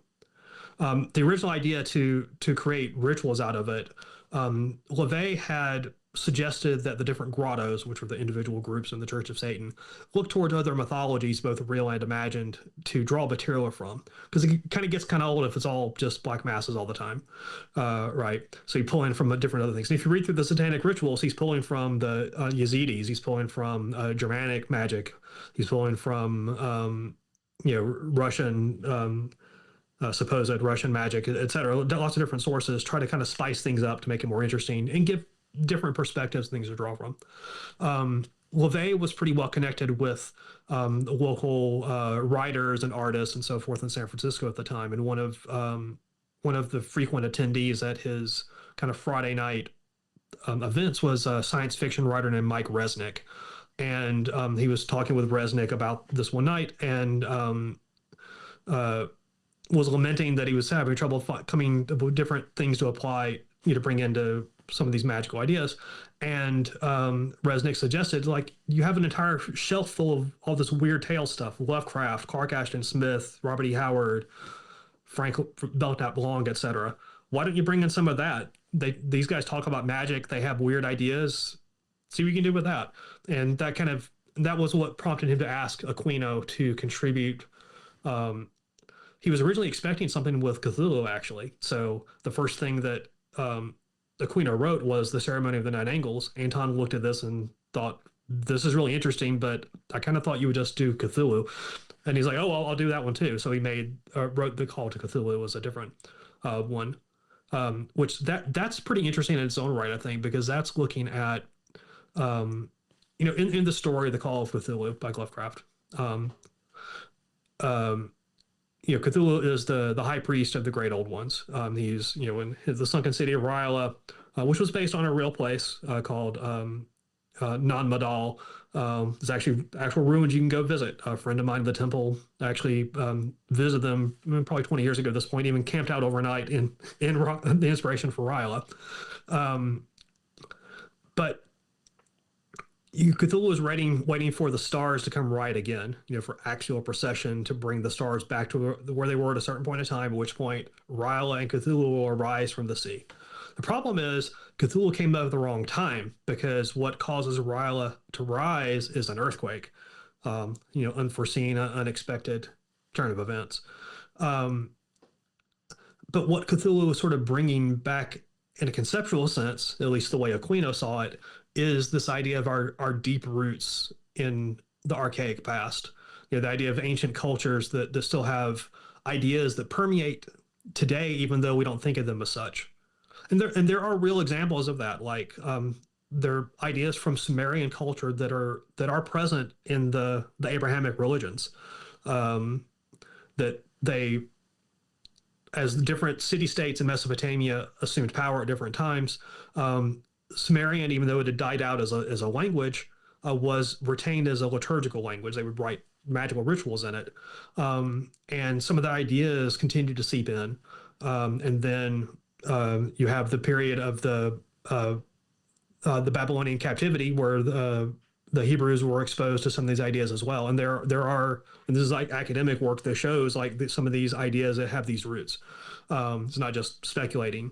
And so the question that Aquino, I think, was trying to answer with his ritual, the Call to Cthulhu, different from the story Call of Cthulhu, is that what happens if we deliberately invoke this archaic sense of self and sense of what he at the time would have called the black flame, which is a term that still was used within the temple as well. The black flame is the individual sense of self-awareness that's innate within each of us. So what happens if you call up Cthulhu deliberately and then ask Cthulhu to teach what he has to teach, and then being black magicians, not being afraid of Cthulhu like people were in the story, and then taking that knowledge and then using that to explore new vistas that were not available to you before. Now, probably pretty far from the original question, so that was somewhere interesting. Well, I can't help thinking something of what you remarked before about how Lovecraft was, a East Coast materialist of many years ago, but it sure does seem like he was tapped in to, having this kind of receptive mind for all these ideas that he put out there. Right. Grant kind of harps on that point quite a bit. The idea that both Lovecraft and Crowley were both tuning into the same cosmic radio source. Mm-hmm. I don't go quite that far, but what I do recognize within Lovecraft, and this is hugely important, is that for the thing is, Lovecraft didn't write for money. He was desperately poor throughout pretty much most of his adult life. He had a small inheritance. His family had once had money, but was already very much on the wane by the time he was born. And he had a bit of disdain for his stories. He kind of referred to them in disparaging ways at times, but he obviously cared about them too, because he went to great lengths to craft them. He went to great lengths to record these ideas, and more importantly, to record his dreams. He was very much a dreamer. Whenever you see the character of Randolph Carter in Lovecraft stories, that is Lovecraft popping up in the story. So things like the Silver Key, the Statement of Randolph Carter, Dream Quest of Ono Kadath, etc. Carter is Lovecraft. Carter is a dreamer. Carter, once came from money, was lost it, and then eventually came into money again, etc. And Lovecraft was very meticulous about recording his dreams. He was a extremely prolific letter writer, thousands and thousands of letters that Lovecraft wrote that are actually collected in a few collections you can buy. And in many of those, he's describing dreams. Some stories, like the story called Nyarlathotep, originally was a dream. We have the letter he wrote to, I forget who he wrote it to, where he described the dream. And his description of that original letter for the dream 5 years later was literally the first page and a half of the story. So he's literally some of his stories are literally recording a dream that he had and then taking it in new directions. So he very much believed in the value and the originality of his dreams, even if he regarded them as having ultimately a material cause. And as Michael Aquino pointed out, quite astutely, I think it's probably better that someone like Lovecraft was not actually exposed to real magic, because that could have gone quite a bit differently.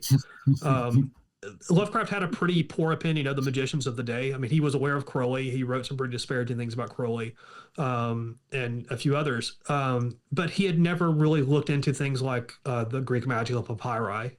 He had not looked at a deep way into John Dee. He references Dee in a couple of places, but he never really looked into what Dee was doing, etc. I don't know if it was just because he wasn't interested to go deep on it, or if he's like, oh, that's BS, and why look at that? Only to the extent that I can make a story out of it. I'm not really sure. But there was an essay that Don Webb wrote many years ago, which he was gracious enough to allow me to reprint as an appendix in the Languages of Magic. That's called plainly "Why Magicians Write Fiction," and he looks at different people who were magicians: W.B. Yeats, Fritz Leiber, Arthur Machen, writers like that wrote about magical ideas from the perspective of they were magicians. Yeats was and Machen too were in the Golden Dawn. Fritz Leiber was a Wiccan, etc. but also he also writes about what magicians can pull from fictional work and to make it real within the context of the ritual chamber. Because again, remember at the very beginning of the conversation, I was talking about things that are real in the sense that they exist. You can talk about them and you can conceive of them, you can describe them, but they're not actual yet because they don't actually have a referent in the world that you can point to. That's part of what magic ultimately is. It's taking those things that can become real and giving them some reality. And that's what any writer is doing. It's what an artist is doing. They're taking things that they conceive of, that they can conceive this as a possibility, as a hyperstition that's not yet come into being, and they make it come into being somehow. They give it some material form or some communicable form so that it can have an existence within the world, so it can have an effect. Because if you only keep your conception inside, it can't have an effect outside of you. If you give it some form that can go forth out into the world beyond yourself, now it can have an effect.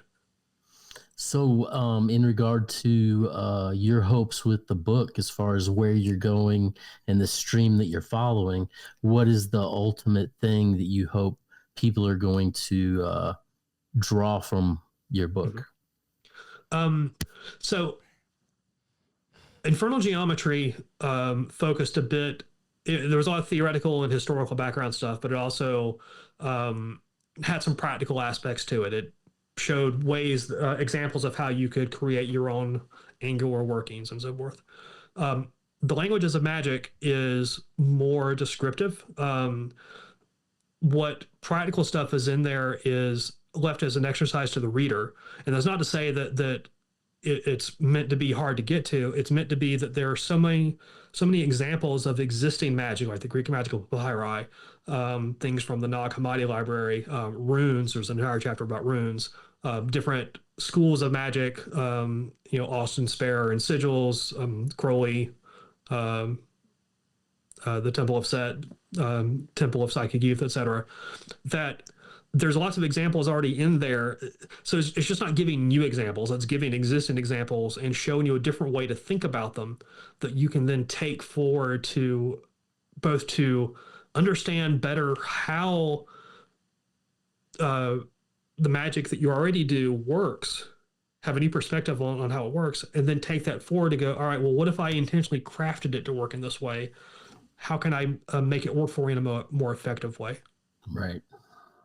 I sort of jokingly described it to someone as it's either a book about language and semiotics disguised as a book about magic, or it's a book about magic disguised as a book about language and semiotics. Nice. I like that. Yeah, and I think, sorry. I was going to say, I think as an artist, as a writer, kind of ultimately, you are working towards trying to, it's a process that you're basically developing to be able to create is kind of what I'm getting at. Yeah. Oh, absolutely. Absolutely. Yeah. But that process, that's the important part.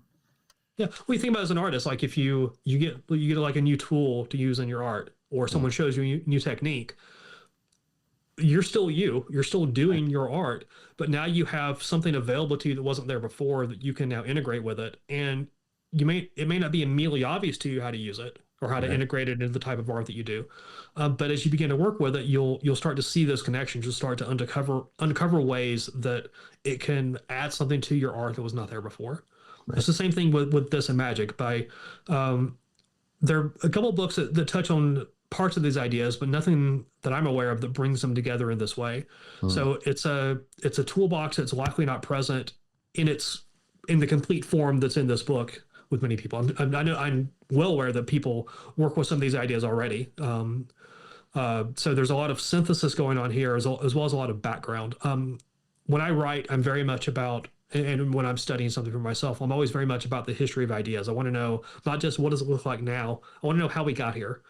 What are the influences? What are the factors that go into it? Where does this come from? What have the other people done with it, et cetera?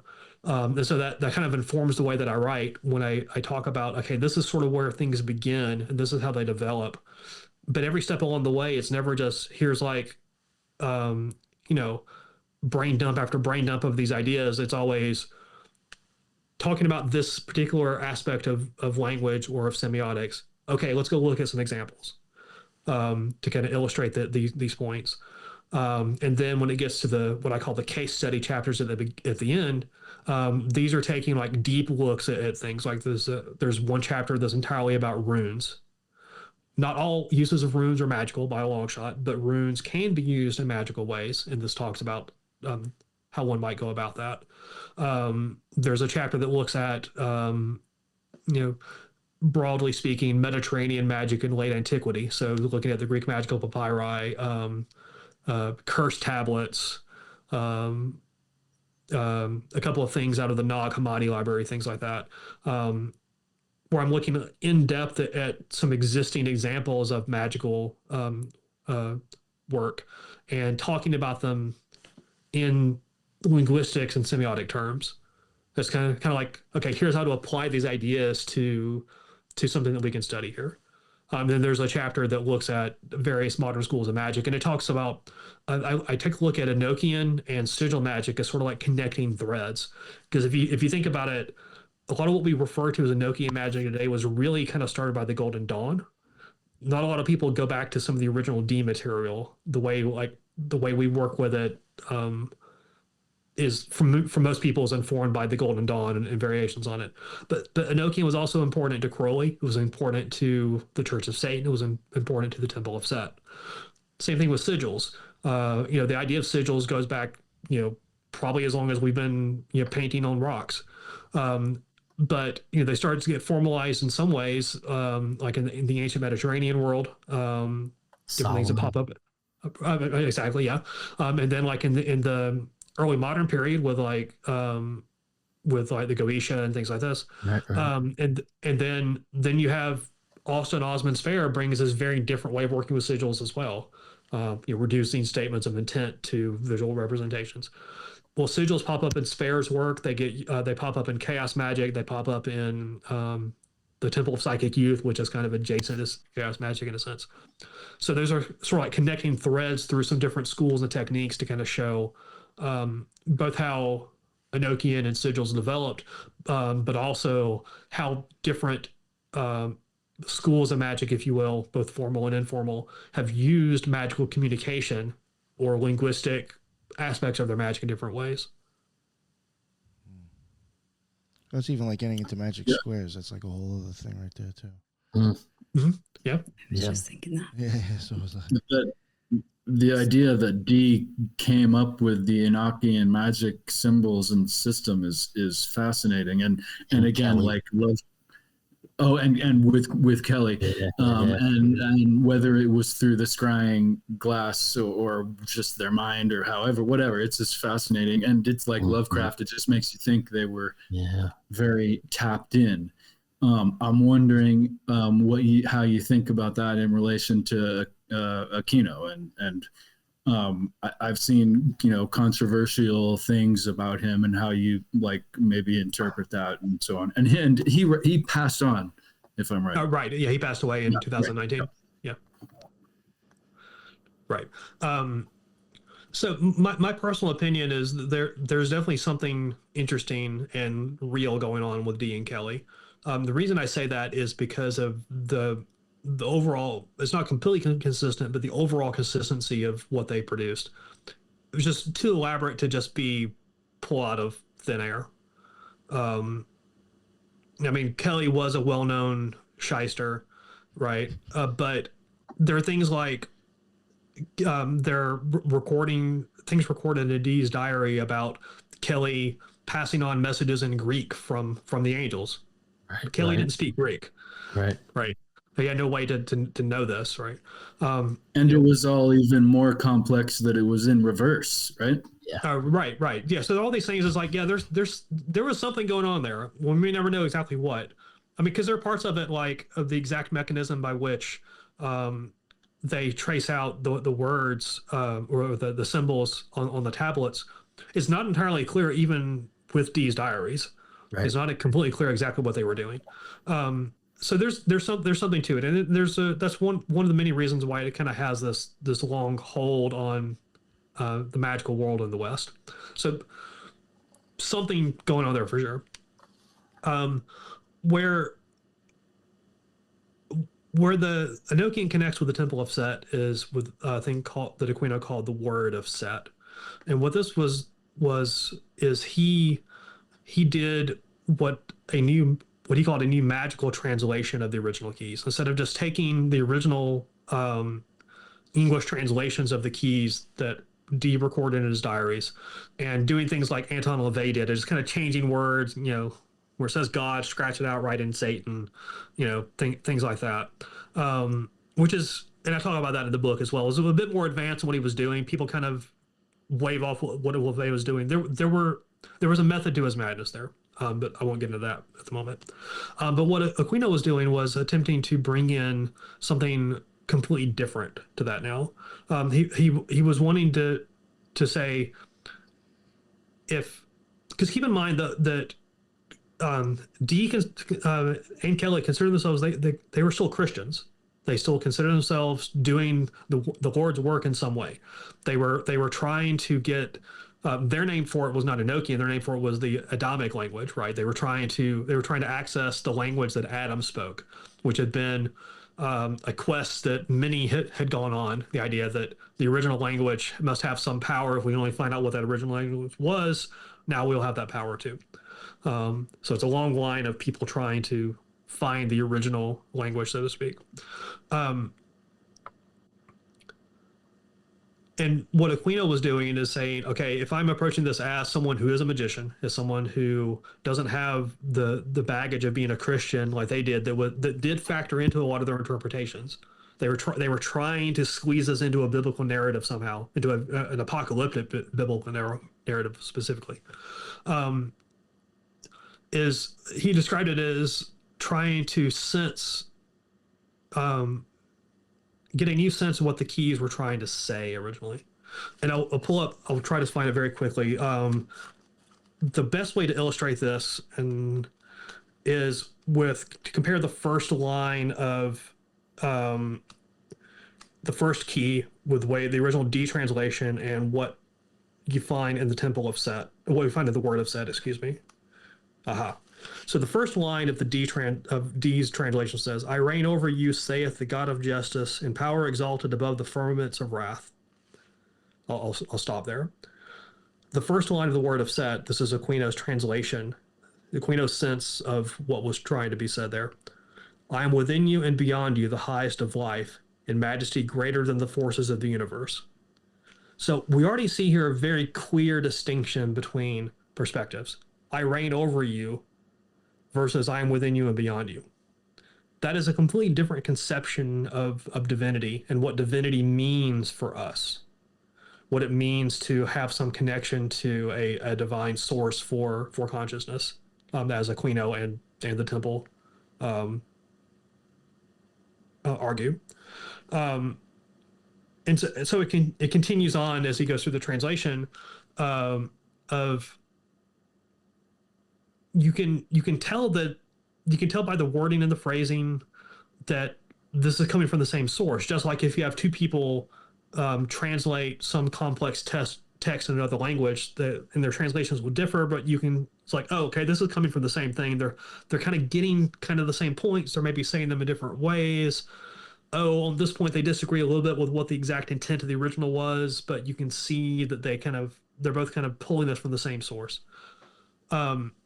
And this becomes one of the foundational things within the temple as Aquino is exploring the cosmology of what this means, what the pentagram means, of what it means to have the subjective universe and to have this existence that is connected to, but still not completely dependent on the objective universe in order to have an existence of its own. And it falls in with some of the other texts from Aquino that essentially help to explain the Temple of Set's approach to what it means to be a distinct self within a universe that frankly couldn't care less about us. Thank you. There was a question I did want to try to get into. It's already kind of late. I mean, this one question here actually was like, you could probably make a whole show out of this. but it did come with your press kit. And I actually think it's really good. What is the relation of this approach of magic to manipulating people and their behavior through advertising and propaganda? Yes.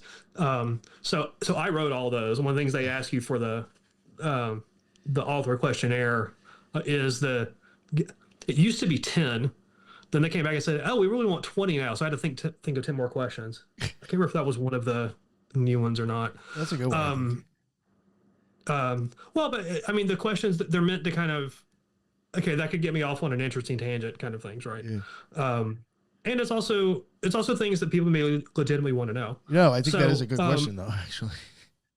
So it's sort of no secret. I mean, if people know anything about semiotics at all, one of the things that usually calls to mind is that is advertising, right?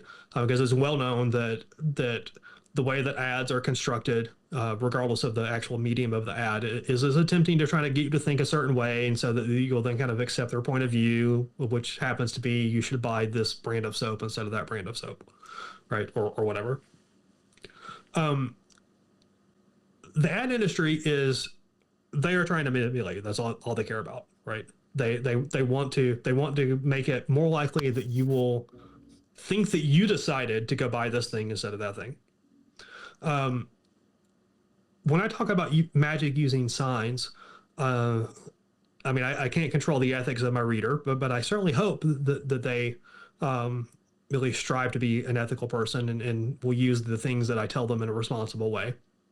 Maybe they will, maybe they won't. Or maybe that's on me for letting certain cats out of certain bags, I guess. But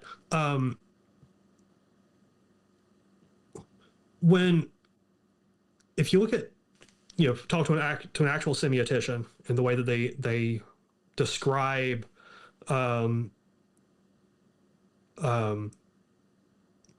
changing things through semiotics, you'll see references to things called alternately a semiotic web or sign networks. There's a few different terms for basically the same thing, which is like the connections of signs and the relationships between them that may be part of the part of something that someone is trying to convince you of something or trying to explain something to you. So let's think about signs as words, because that becomes a bit easier to talk about. Linguistics is sort of a subset of semiotics in a sense. And the thing about language is we all use language. And so that becomes an easy way to kind of understand using signs, as opposed to more abstract things like about like indexical signs about, this particular arrangement in the dirt refers to this. That's harder to visualize. It's harder to find common points of reference, etc.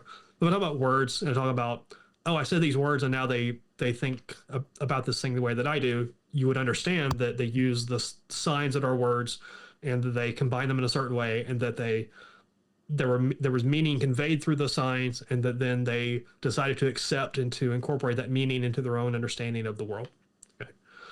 Now, what I'm doing there is that's different from, pulling up a baseball bat and go, you think this way, or I'm going to show you what I use this for, right? That is manipulating. That's compelling. That's forcing you to think a certain way, or forcing you to say that you think a certain way in any event.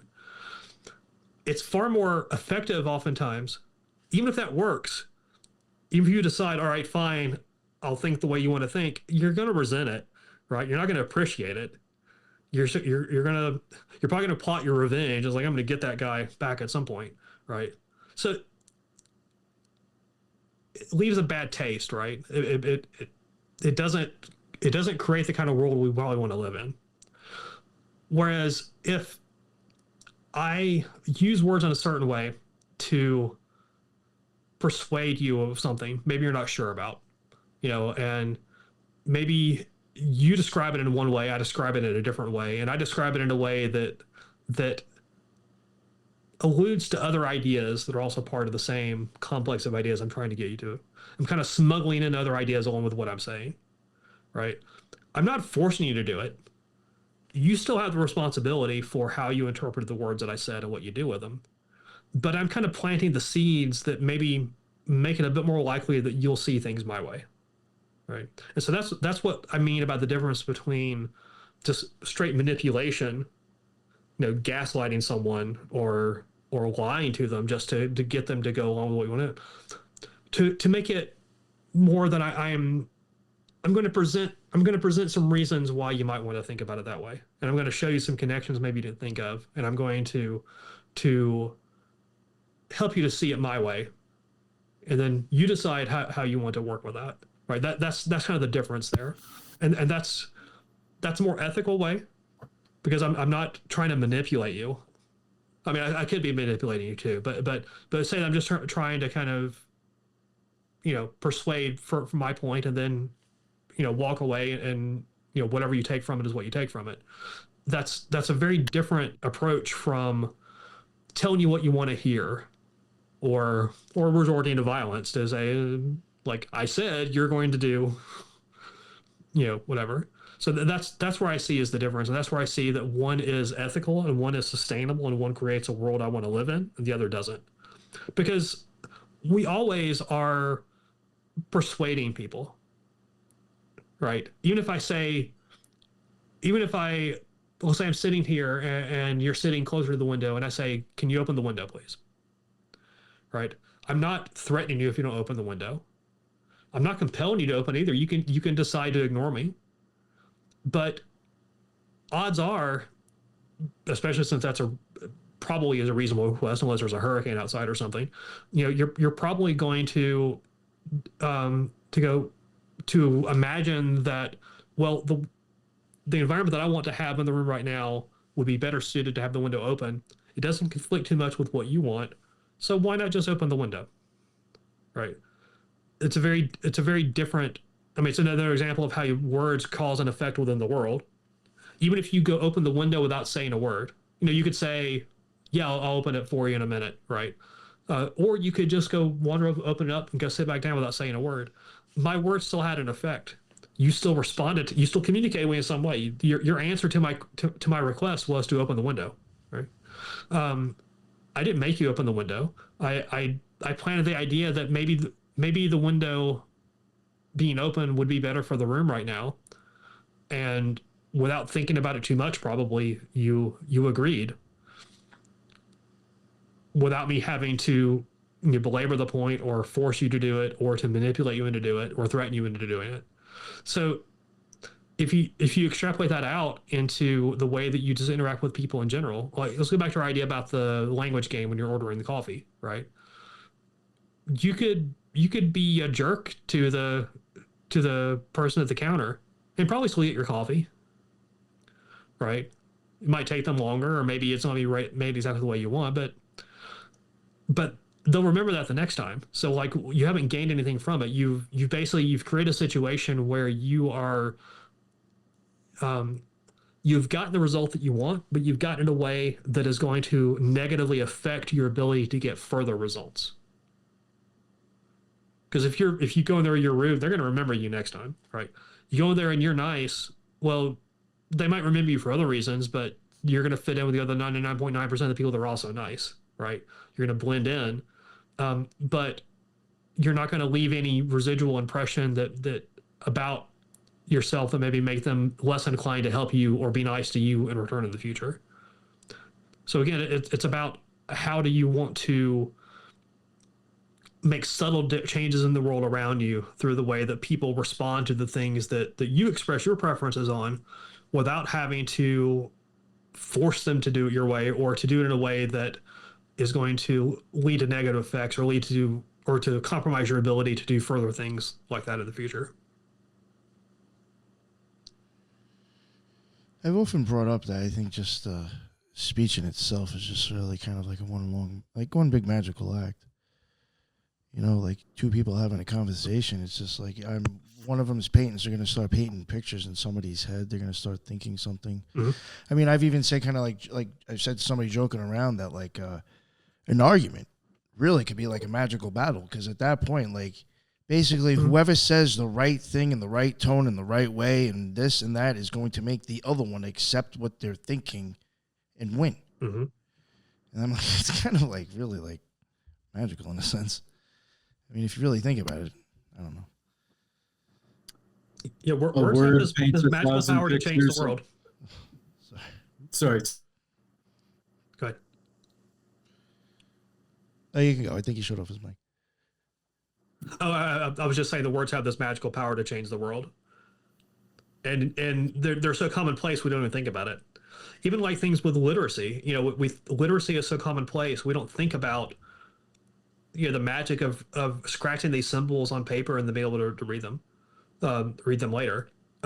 Even in ancient cultures that we consider to be highly illiterate, like ancient Greece, the literacy rate was probably no more than 15%. And half of those were slaves because they were the people that were teaching the wealthy and the powerful, the children of the wealthy and the powerful. And so it's easy to lose sight now because words written or spoken are so commonplace that we don't think about how strange this is that we convey all these things through sounds. It's much more than just survival and reproduction and things like that. We can mathematics and philosophy and things like that, that there's no survival reason really to do those things, but we do them anyway. And then with writing, it's so commonplace now that we don't think about just how unusual that is and what that does for words, that we're able to preserve them in such a way. Right. I mean, we look at things we read, 4,000 years later, cuneiform tablets 4,000 years later, we can still read today. Now, it turns out 99% of those are basically like about, Bob owes me 12 shekels of how many wheat. oxen and how many, Well, but that was the original use case they had for it. They needed to take accurate records. It was practical. But you think about what it took for someone else to decide, wait, what if we wrote down other stuff too? Yeah. That was a big insight. Right. Probably Everyone even bigger than the knows. original insight to keep the records. There's the expression everyone knows, a picture paints, a picture paints 1,000 words, right? But a word also paints 1,000 pictures. Yeah. Mm-hmm. And when we tell a story, we're creating a simulacra in somebody else's mind that is just as, that's why they had to take setups out of courtrooms where they showed the example, because then immediately the people believed that it was real. So they pulled that out, because that simulacra in your mind and analyzing and seeing those stories, again, back to the speech and back to the storytelling and writing of books and how we can carry these through time. That's the most magical thing we can do, is to have these ideas entering into, and then you have cases like William Burroughs where he believes, language is a virus, and that we're kind of all just kind of, feeding off one another, Right. I talk about Burroughs a bit in the book as well, because that viral nature of language is super important. Yeah. Sometimes it's almost like the words are using us to spread themselves. Yes. Right. And his ideas, of course, become very important for the chaos magic crowd, and also the Temple of Psychic Youth crowd, which are sort of in the chaos magic lineage. They take it in a bit different directions, but they're, because they also work a lot with sigils and things like that. Right. Well, I think we're like 2 hours already. I think we'll wrap it up here. Wow, yeah. Yeah, I don't want to keep you for too long. Sorry about that. I could have kept going for No, it's been a wonderful talk. Yeah. It was really, really interesting and amazing episode. Thank you very much for coming on again, sir. Thank you. Lots of really good questions. Led to some interesting discussions, I think. Yeah, for sure. It was interesting for me. So again, Lisa, Jin, Ethan, and Robby, thank you very much for joining us tonight. All their links will be in the bottom. Real quick, again, Toby, would you like to plug anything and let people know where they can find your stuff? The biggest thing, because it's imminent now, is The Languages of Magic was out on April 8th on Inner Traditions. They have very wide distribution. During the first couple months it's out, you can probably walk into Barnes & Noble and buy it, or buy it wherever you buy your books. Would there be a way to get a signed copy? Possibly. I have contact information at the beginning. People are welcome to reach out. Nice. Okay. Yeah. Nice. Yeah, and I'll put any links that you want me to share. I'll put those in the bottom of the episode as well. So. Okay, yeah, I'll send you some things to put in the bottom. Yeah, that would be great. Yeah, it's hard to read out URLs over. Oh, yeah, I got that. I do maintain a site and a blog and things like that. I've got other information out there. Awesome. For sure. Yeah, and social media contacts and that kind of stuff for people to follow along with what kind of zany projects are on my mind. Awesome. Yeah, that's great. Thank you again. I mean, maybe we'll get you on again in the future if you ever want. That was a really interesting discussion to me. And again, thank you. And I appreciate everybody making it here tonight too, as well. I mean, there was a bunch of us here. I really do appreciate that. And it was really wonderful talking to everybody. Yeah, for sure. And that is the end of another Occult Rejects. And until the next one, everybody be well. Later.